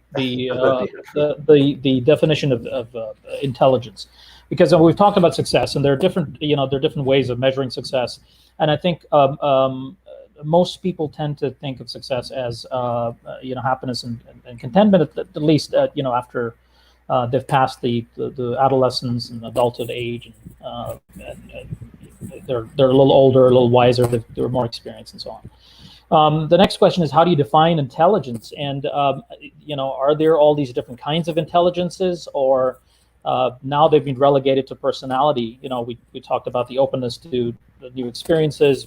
We've talked about agreeableness, and being able to sort of fit in and be a good employee, be a good reliable friend, and so on, and that develops relationships. Being empathetic, a lot of these different things are obviously aspects of our global intelligence. We may choose to call them personality, but that's just, I think it's splitting hairs. It's just semantics. Or is it or how much of it is IQ, and how can IQ control things? Because one of the things I hear for people is that, well, if you're really smart, well, then you must be really happy. You must be really good at everything, and you must be able to. You must be great in your relationships, the ability to control your emotions, because you see everything, you can understand everything. So that must make it a lot easier. And I don't think it does. I think they're just two different spheres that may intersect somewhat like a Venn diagram, but I think they're two different spheres of our cognition, or of our minds. And I think so. When I don't know what you had in mind when you started, when you chose this topic and you talked about intelligence. I think for most people, I think what came to mind probably was what came to my mind, which was IQ, which is something that is quantifiable and measurable. Mm-hmm. We haven't really found the tools yet. Doesn't mean that we won't in the future, but we haven't really found the tools yet to determine more accurately. Although there are a lot of personality tests, and you've got different scales. The MBTI is one that people like to quote. The INTJ or ENTP. I'm an extrovert versus an introvert versus this versus that. But then certain personality traits have been shown. The Myers-Briggs test, right? The Myers-Briggs test. Right. And so and certain personality types certainly have a positive correlation in terms of not just happiness, but also success at the workplace and other places as well. So. Yeah. Simi's asking, to what extent is this teachable, modifiable, versus fixed? So, to what extent is what teachable? Does she talk about personality, or? I think if she's talking about IQ, were you talking about like when I was talking about impulse control and? Right. So I think when you're talking about IQ, Simi, I think there's not much you can do about it. I think IQ is just innate, and you're just either born intelligent or you're not, and there's not much you can do about it. It's just like you're born good looking and tall and so on and so forth, or you land up in the right family, and so that is not controllable. Now, she's saying can we teach behaviors? Yeah, I think she's talking about temperament as related to success. Right. So, I mean, I would extend that to just say, can we modify our behaviors, or can we teach different people different behaviors to achieve their goals, let's say, or whatever their definition of success is, to get them to where they want to be. And I think the short answer is yes, absolutely. It's something that's been also well studied, and it's documented too. And people can change, but there are limitations as to how much you can make them change. There might be some breakthrough things and that might come through, etc. So you may not convert an introvert entirely into an extrovert, for example, but you can certainly sensitize them to social situations and people, and make them interact more, or gain more from, or help them gain better understanding of who they are, and how their particular talents or personality fits into what their intended goal is. Because if the goal is just happiness and contentment, then the actual job you're in probably doesn't matter that much. The environment might, but the job that you're working, you could be a lawyer versus you could be, let's say if you're good at speaking, and you enjoy that, and that's what you want to do. You want to teach. And I think CME is involved in education and teaching. So if you'd like to teach, well, it doesn't really matter what field you're in, whether you're in medicine or you're in law or you're just a teacher, a grade school teacher. But if that's what your passion is, and if that's what you want to do, and if that's something that at the end of the day, when you do it, you feel really good about yourself. You have this endorphin release. We just talked about all these chemicals. I think it's definitely teachable. She's also commenting that temperament as related to success. I think temperament plays a huge role for the same reason. It's subsumed into that. No, she's saying is temperament as related to success. Is that teachable? I know. Yeah. Is that what?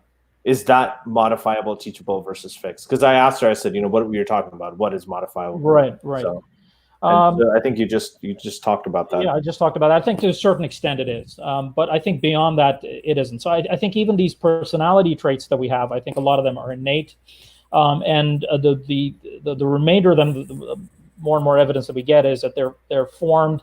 The best time to teach them or to change those kind of behaviors is really at a very early age. The sooner you get them, yes, it's modifiable. Yes, Sini. So I think it is modifiable, but the sooner you get them, the better it is. It's kind of like the sort of, I know you do this other show as well about religion and so on, but it's about this. It's the same thing with religious indoctrination or any kind of indoctrination of dogma, whether it's Stalinism or things like that. The younger you get them, the younger you get the kids, and these people who are propagandists and who know this, that they target younger people. So do cigarette ads and so forth.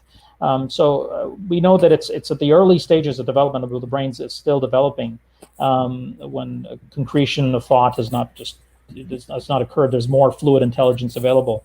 That's the time to sort of modify people's temperament and so forth. But the more important question is, well, if you can modify it and you know how to modify it. For God's sakes, you can teach chimpanzees to do a lot of different things. Right. That's behavior. I think we're talking about the actual your temperamental, because we talk about if you have a sort of a basal emotional tone, right, where you are. Right. Some people just tend to be more depressive. Some people tend to have like a basal sort of anxiety level.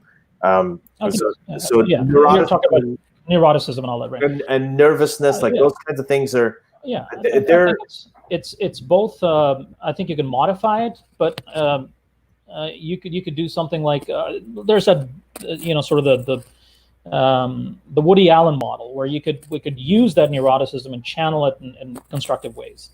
So you could do that too. Yeah, I think that's one thing, but that being modifiable, I think that's a different thing. I think only to a certain extent. I really do believe that a lot of that is also genetic.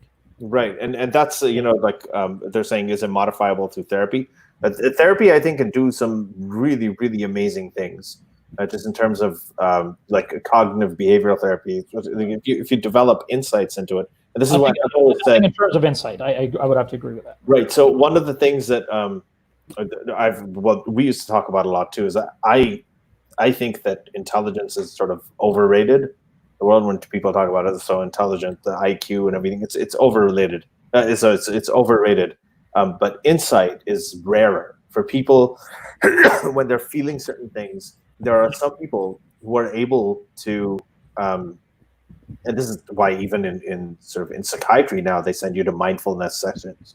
Even medical, like psychiatry clinics, they sign you up for mindfulness and meditation, because it allows you to actually look inside. When you're emotionally going through something, or even physically going through something, you can focus it, recognize what you're going through while you're going through it, and try and look at it not fully objectively, but as objectively as you can, right? So it's a way. It is a kind of a mind over matter thing. I will put the caveat to that to a certain extent, and I can speak for myself. That there are many insights that I do have into my temperamental deficiencies, if you will, or things that I consider deficiencies, or things that I want to modify. I have the insight, and I know how to do it. Even I've read the books and so forth, and it's still very hard to do. It's a struggle, but it can be accomplished to a certain degree. I think that's true. Yeah. So we're gonna we've got like about 20 minutes left, and a lot of people were actually they want to talk about this. They want to talk about this discussion with race and IQ. So yeah, that's a tricky one, isn't it? That's a tough one. If the intelligence is all genetic, then does race have an impact on it? So I don't know. One thing about this is that the only person who tried to talk about it was the guy who wrote the Bell Curve, that book there. No, he's not the only one. He's not the only one. But there's the only one I know of, I should say. Okay, sure. No, he's the most notorious. The Charles Murray, he's the most notorious because he got a lot of flack for it, I think. But yeah, he wrote this book about intelligence overall. There were a couple of chapters in it where him and his co-author said that the differences between there are differences. There are the differences between average IQ levels between different races. So Asians, Asians, and then East Asians especially will tend to have higher IQs. White people tend to have lower IQs. Ashkenazi Jews tend to have higher IQs. The highest recorded average IQ for a population would be Ashkenazi Jews, and then Black people tend to have an overall lower average IQs than white people. Yeah. And the question was that is this genetic? Is it environmental? Is it a combination of both? And like a lot of things, they suggested that it's probably a combination of both, which, over the years, that's the thing that's been debated.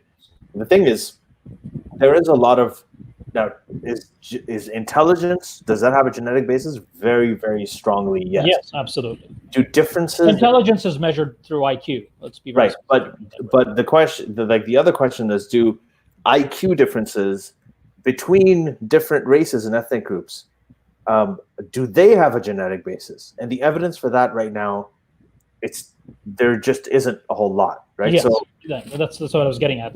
People have been worried, I think, to study it because it's a hot button issue. Because let's say they do some kind of study and find that one race has a superior IQ than the other. We already have a lot of racial bias and racism, etc., going on. That just kind of adds fuel to the fire. So, and you get a lot of emotional responses that hinder that kind of research. Although I think it's a legitimate scientific question to ask. Well, I mean, and environmental factors could also be, if you talk about race in terms of, let's say blacks and whites, for instance, or the African continent versus the American continent. Or third world countries versus the first world countries. There are obvious environmental differences in terms of access to healthcare and nutrition at a very early age, from childhood. the ability to supplement diet with different essential minerals and that we need for brain development and so on. And so that will negatively impact overall cognition, just the general mental intelligence and IQ as well. If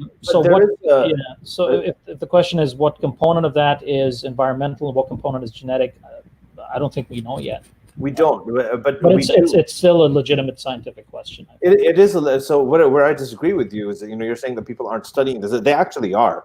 So I know a lot of people who are studying. Well, I don't know a lot of people. But I know people who are studying, and sometimes they're inadvertently studying it. So they're doing other studies. And they incidentally find something, yeah. Right, and then the stuff just pops out of the data, right? Obviously, you're stratifying your experimental group, according to, you're categorizing by race, by all these different other factors, male, female, gender, all that. Yeah. And the differences just pop out at you, right? You do automated analyses, statistical analyses, and they come out. It pops out of the data. So so they see these differences, but again, the question is there a genetic basis to it? And right now, as far as to the best of my knowledge, there's no definitive evidence. There's no way we can say that yet. Right? Yeah. There is genetic basis. Now, what they did do is, they kind of took two things where IQ is not really, it's kind of fixed. It doesn't really change. But the average IQs there's a difference. So they thought that that there must be a disparity between blacks and whites. But from 1972 to now, right, the gap, the average IQ gap between whites and blacks has closed by 25%, and it continues to. So you have something called the Flynn Effect, and the Flynn Effect is basically overall everybody's IQ is rising. Yeah, rising over. There's also the negative Flynn Effect in countries like Germany, I think, and so on. Well, there's a negative Flynn Effect in a lot of the Western world that happened that started in the late 20th. So the positive Flynn Effect is most pronounced actually in developing countries, interestingly. So. Yeah, it is, and it's actually, so again, in the black community, the positive Flynn Effect there's more of it than there is in the white. So that's one of the reasons. And just to be clear, the Flynn Effect emphasizes more the environmental things that we talked about, like nutrition and so on.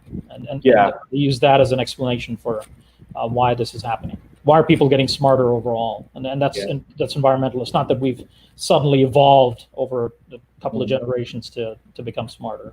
So you're saying that right, with similar economic opportunities and exposure, would there be a difference based on race? The studies were actually done with that. There were the original studies that showed these differences were done in people who had similar economic opportunities. Of course, you can't perfectly measure it all the time. It's difficult. But that's how they were done. But despite all of that, over time, that gap has been closing. So now there's even more question, even from Flynn himself. And I heard an interview with on a podcast where he was talking about himself. He's like, this effect, you're seeing the negative Flynn effect, and you're seeing this gap closing. So right now that it is still out there. Either way, there is more variation of IQ within a racial group than there is between them, right?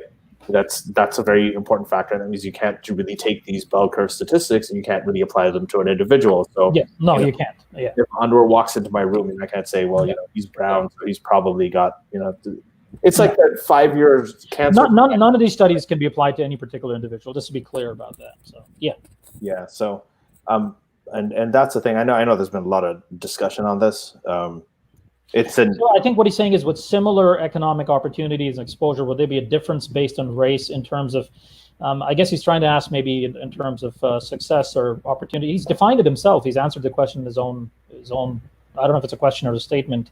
It doesn't have a question mark at the end. But so if you have similar economic opportunities, well, you're yourself saying, well, these people have achieved similar economic opportunities, already have them, and they've achieved similar exposure. Then I don't know what kind of difference you're looking at. I mean, so they have the economic opportunities, they have the exposure. So at least in those two areas, there would be no difference. So it's sort of a tautological statement there. Maybe you can clarify it a little bit as to what he means by that. Right? Well, he did send you the question mark later, so just putting that up. Oh, thank you, Al. So it was a question, but it was okay. Yeah, it seems saying just. What's this here? So just can I read one? Yes, please just to play host. Come on. all-time statement. Just that. See, this is Simi Ra, which is Simi Rahman. That's short for. The doctors always change their names on Facebook because I like the Ra thing. It's like a cheer thing. Sim Ra. That's another thing that I don't have to do. Not being a doctor, is I don't have to change my name. Well, I mean, you don't have to change your name. Yeah, you can change your name to anything you want. Facebook. Well, I mean, I'll leave it to Al. I mean, come on. No, So I don't want people seeing all the stuff I write. Like, I wouldn't want, if I had patients. I never interrupted you when you were trying to read the questions. I'm sorry. I never interrupted you. There's no question mark at the end. We'll assume there is one, or maybe this is a statement. Let's see. Exciting, huh? Just that one factor is difficult to control. I'm not going to interrupt you again, Anwar. All right. Okay. Thank you very much for informing me. So I'm going to actually respect Simi here and just start again. Just that one factor is difficult to control for. For example, lifetime lead exposure affecting individual. Eventual IQ score hasn't been possible to quantify. We'll have to take Simi's word for it. But what essentially saying is that she's pointing to just one factor, lead exposure. And there are several other environmental factors. Yes, they do affect. We do know that they'll affect the IQ score, but I did not know that has not been quantified. I don't have information on that. So I think it's more of a statement. She's giving us information here, and we'd have to agree with that. It's true. Yeah. Thank you, Simi. Anyway. Simi Ra. Sim Ra. I like that. I like Sim Ra a lot better than Simi Rahman. Anwar, man, how are you? Are you happy? Are you content? Well, we know that you're intelligent. Okay, so that's yeah. That's So I think one of the I think you talked about this a little bit in terms of what people might be looking for in terms of this. Do intelligent people also struggle? And the answer is yes. Intelligent people struggle, and their struggles are very real. And they struggle in different ways. I mean, because it's just having a high IQ does not preclude you or make you immune from the vicissitudes of emotions, of your personality traits, of your temperament, and of unexpected crises and things that happen in your life. And sometimes you're not prepared for those, and sometimes a person who may appear to be successful in a material sense, for instance, having a stable job and having a home and a car and things like that.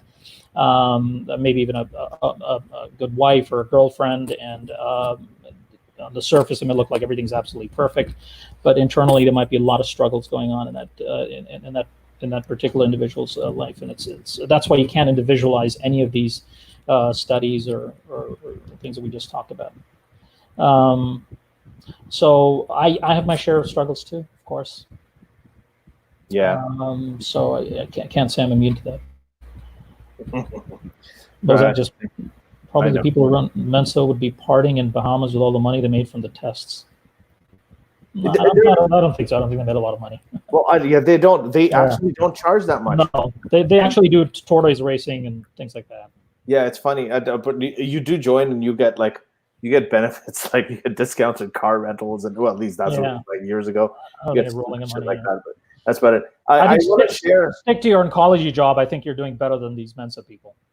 So I love this. This is great. Riz, I'm still waiting for the takes. I don't think that they've been as robust as you said they would be. No, sorry, I was talking to him about an earlier comment he did. I'm going to share my screen here to just kind of show everybody who's watching. Oh no, sorry, what did I do? I think Suni's asking an interesting question. How about the correlation between anxiety and intelligence? Yeah, we'll do that. I just want to share this really quick first. Hold on. Okay, how do I do this? There you go. Now I can do it. Okay, so yeah, what I'm sharing now is this this article that was actually by researchers, William Dickens and J. Flynn. Can you see it, Anwar? Clearly? Yeah, it's a micro print here, but I can see it. Right, so this is about what I was saying about the black-white gap in IQ scores is closing. So, between whites and African Americans is narrowed by at least a quarter since 1972. And this is Flynn himself who did the research. It's based on 30 years of test score data from 4 commonly used intelligence tests, right? And so this is, again, the guy who the Flynn Effect is named after himself is kind of combating the argument that intelligence is a mostly inherited trait. That doesn't mean that it's not necessarily inherited. Well, even I don't know about the inherited thing, but at least that between races, there's a difference. I think this article probably should have been more specific about that. In any case, I want to show that. Okay, now we can go back to Simi's question. I should stop sharing the screen. And Simi is saying, how about the correlation between anxiety and intelligence? Yeah, how about that, huh? I don't think there is a correlation. So you can have intelligent people who are. So you're talking about intelligence is we're kind of defining it as IQ for the purpose of this discussion, I suppose. So you can have people with high IQ who are super anxious and others who are not. I mean, right now on the screen you're seeing two people who are, well, I suppose reasonably intelligent, and I happen to have more tendency towards anxiety, and Ali knows that pretty well, and Ali doesn't. He's extremely calm under a lot of different situations. So I don't think there's. I mean, theoretically there should be, because if you're smart enough to realize something, there is a correlation. So that was a trick question then. Okay. Yeah, apparently nervousness is one of those things that is correlated with higher IQ. Because I think that when you have self-doubt, and people who tend to be highly intelligent tend to have a lot of self-doubt, and that may be one of the reasons it's not correlated so well with success, as in terms of success as in contentment. Yeah, but I think she was specific about intelligence, so she's saying there is a correlation. So I suppose. So the correlation is a positive one then, and the higher your IQ, the more anxious you are, anxiety prone you are, is what you're saying. I guess it seems like. Is it a positive correlation, Simi? That's the assumption. Same thing with lying and intelligence. It seems to be a positive correlation between lying and intelligence. Lying and intelligence, yeah. So I've been lying all along, so I suppose it's true then. No, I've been okay. Lying, right.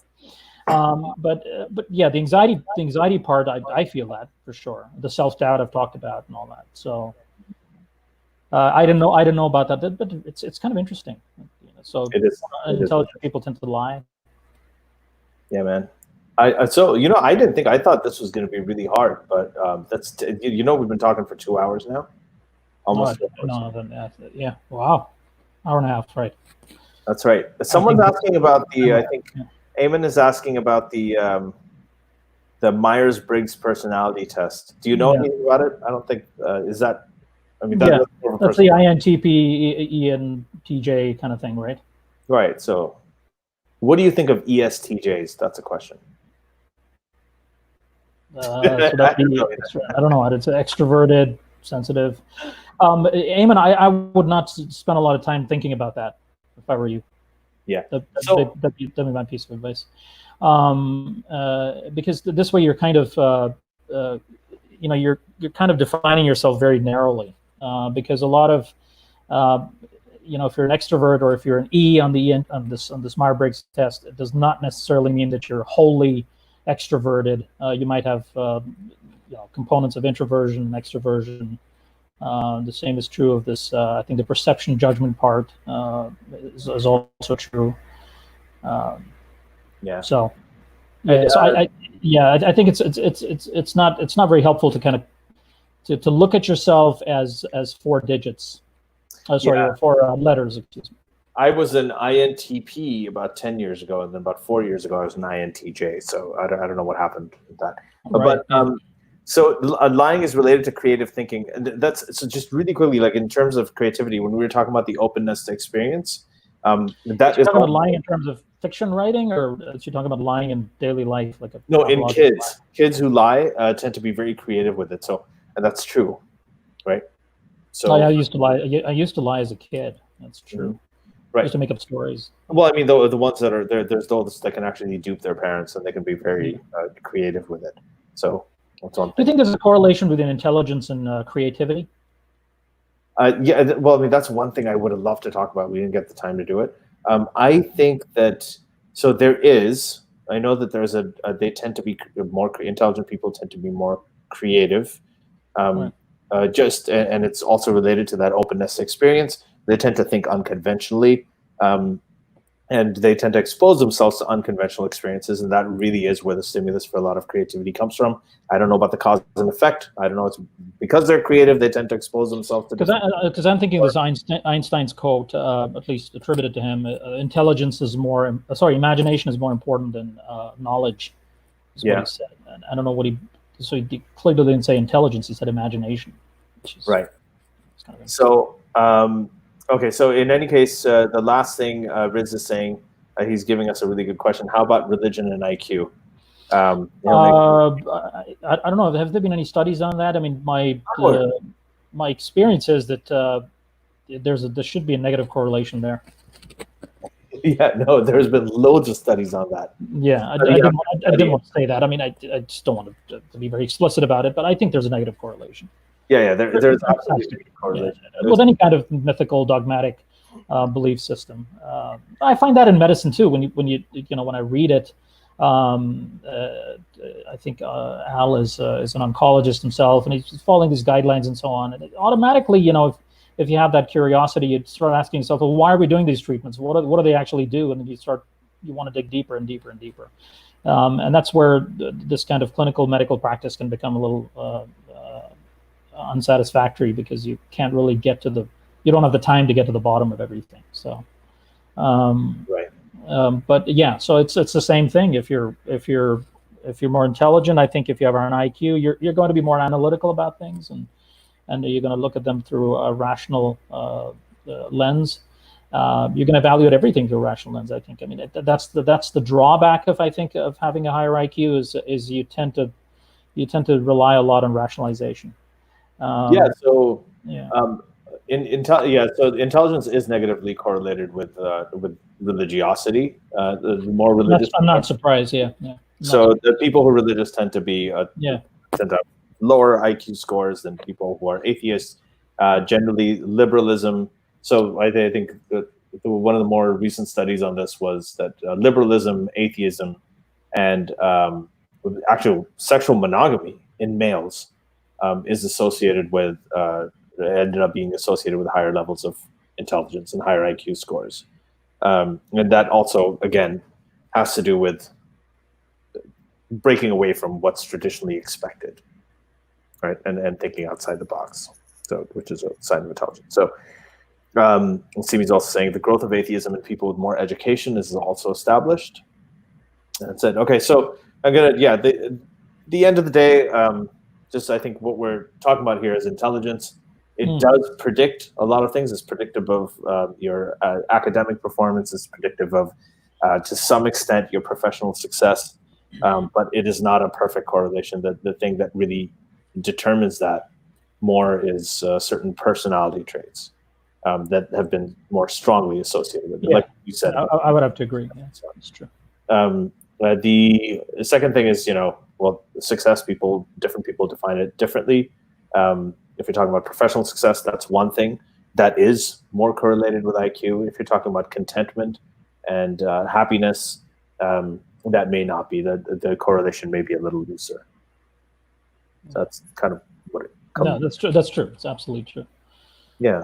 And if your goal is happiness, then I think that the positive message in all of this is that you don't necessarily have to be very intelligent to achieve happiness or contentment.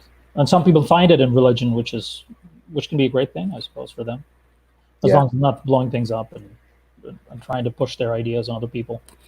I think it's okay. I don't see a problem with that. So Anwar, so you're obviously because you're highly intelligent. So you're not religious at all, right? Okay. I'm just gonna put you on the spot. Okay, everyone, thank you for joining us. That was a lot of fun. The next, it really was. Yeah, time just flew by, didn't it? Well, thank you everybody for whoever watched this. You seem really sleepy. You're not as animated as you usually are. Yeah, I couldn't sleep last night because there was sort of an emergency with something, and I had to take care of it. But I have a feeling that I told you about that. Yeah. No, I'm not because it's actually your text that woke me up about an hour before this, and then I thought I should at least take a shower and stuff like that. Yeah, I think that I for some reason I feel like as soon as the camera thing ends and we shut it down, there's gonna be more of you seem very you come across very differently right now. I mean, you're still you, but I like it. I think this is good. In what way? What do you mean by that? Oh, we could talk it off camera. Yeah. Well, you seem a little more subdued. Yeah. But I'm gonna bring you back and talk about other things that you actually want to talk about. I know this is something I wanted to talk about because this is something that we talk about. Yeah, no, that's perfectly fine. I appreciate the opportunity, of course. Right. It's been fun. It's been fun to talk to you after a long time. Such length. It's good. So tomorrow, speaking of atheism, on Monday I'm going to be speaking with Mariam Namazi, who's the Iranian atheist activist in Britain, and we are going to be talking with the founder of the Council of Ex-Muslims of Britain, and we are going to actually be talking about the protests, the Black Lives Matter protests, and everything that's going on. I'm not going to give more of it away. And tomorrow I'm talking to the Pakistani journalist and writer Raza Rumi. That's tomorrow at 3 p.m. For those of you watching this on video, if you're listening to this on iTunes or whatever, it's probably it's not going to count. But yeah. So tomorrow Raza Rumi will be on, so I'll be talking to him about all kinds of things, specifically Pakistani identity and other stuff. And finally, your last compliment here is by Riz again. He's saying you have a much better wardrobe now. He likes what you're wearing. So you like me? You like me? You're giving him approval. He thinks I should have you on every show because you started this really late. I was waiting for you to come on this. Jesus. All right. Okay. All right, everybody. Thank you. Well, thanks. Thank you, everybody. Absolutely. We didn't get to a lot of questions. I think somebody was asking about the future of secularism in Pakistan. In one word, it's pretty dim prospects from what I see right now. So. Well, we'll also see what Raza Rumi has to say. I think both come back tomorrow at 3 p.m. and post that question for him. Yeah, looks like a lot of these people have read up about the subject, so that's it. Ayman is saying that he wants to sleep with you. Who? Oh, yeah. Everybody does. Anwar. So there you have it. This is Anwar Khokhar, my friend, my brother of many, many, many years. And for some reason, I've lost touch with a whole bunch of people, but I've just never lost touch with you. So I can't. And that was fun. Okay, man. I'll talk to you. So don't go away. Stay right here. Sure. Bye, everybody. Well, thank you, everybody, and then goodbye, and have a good night. Right.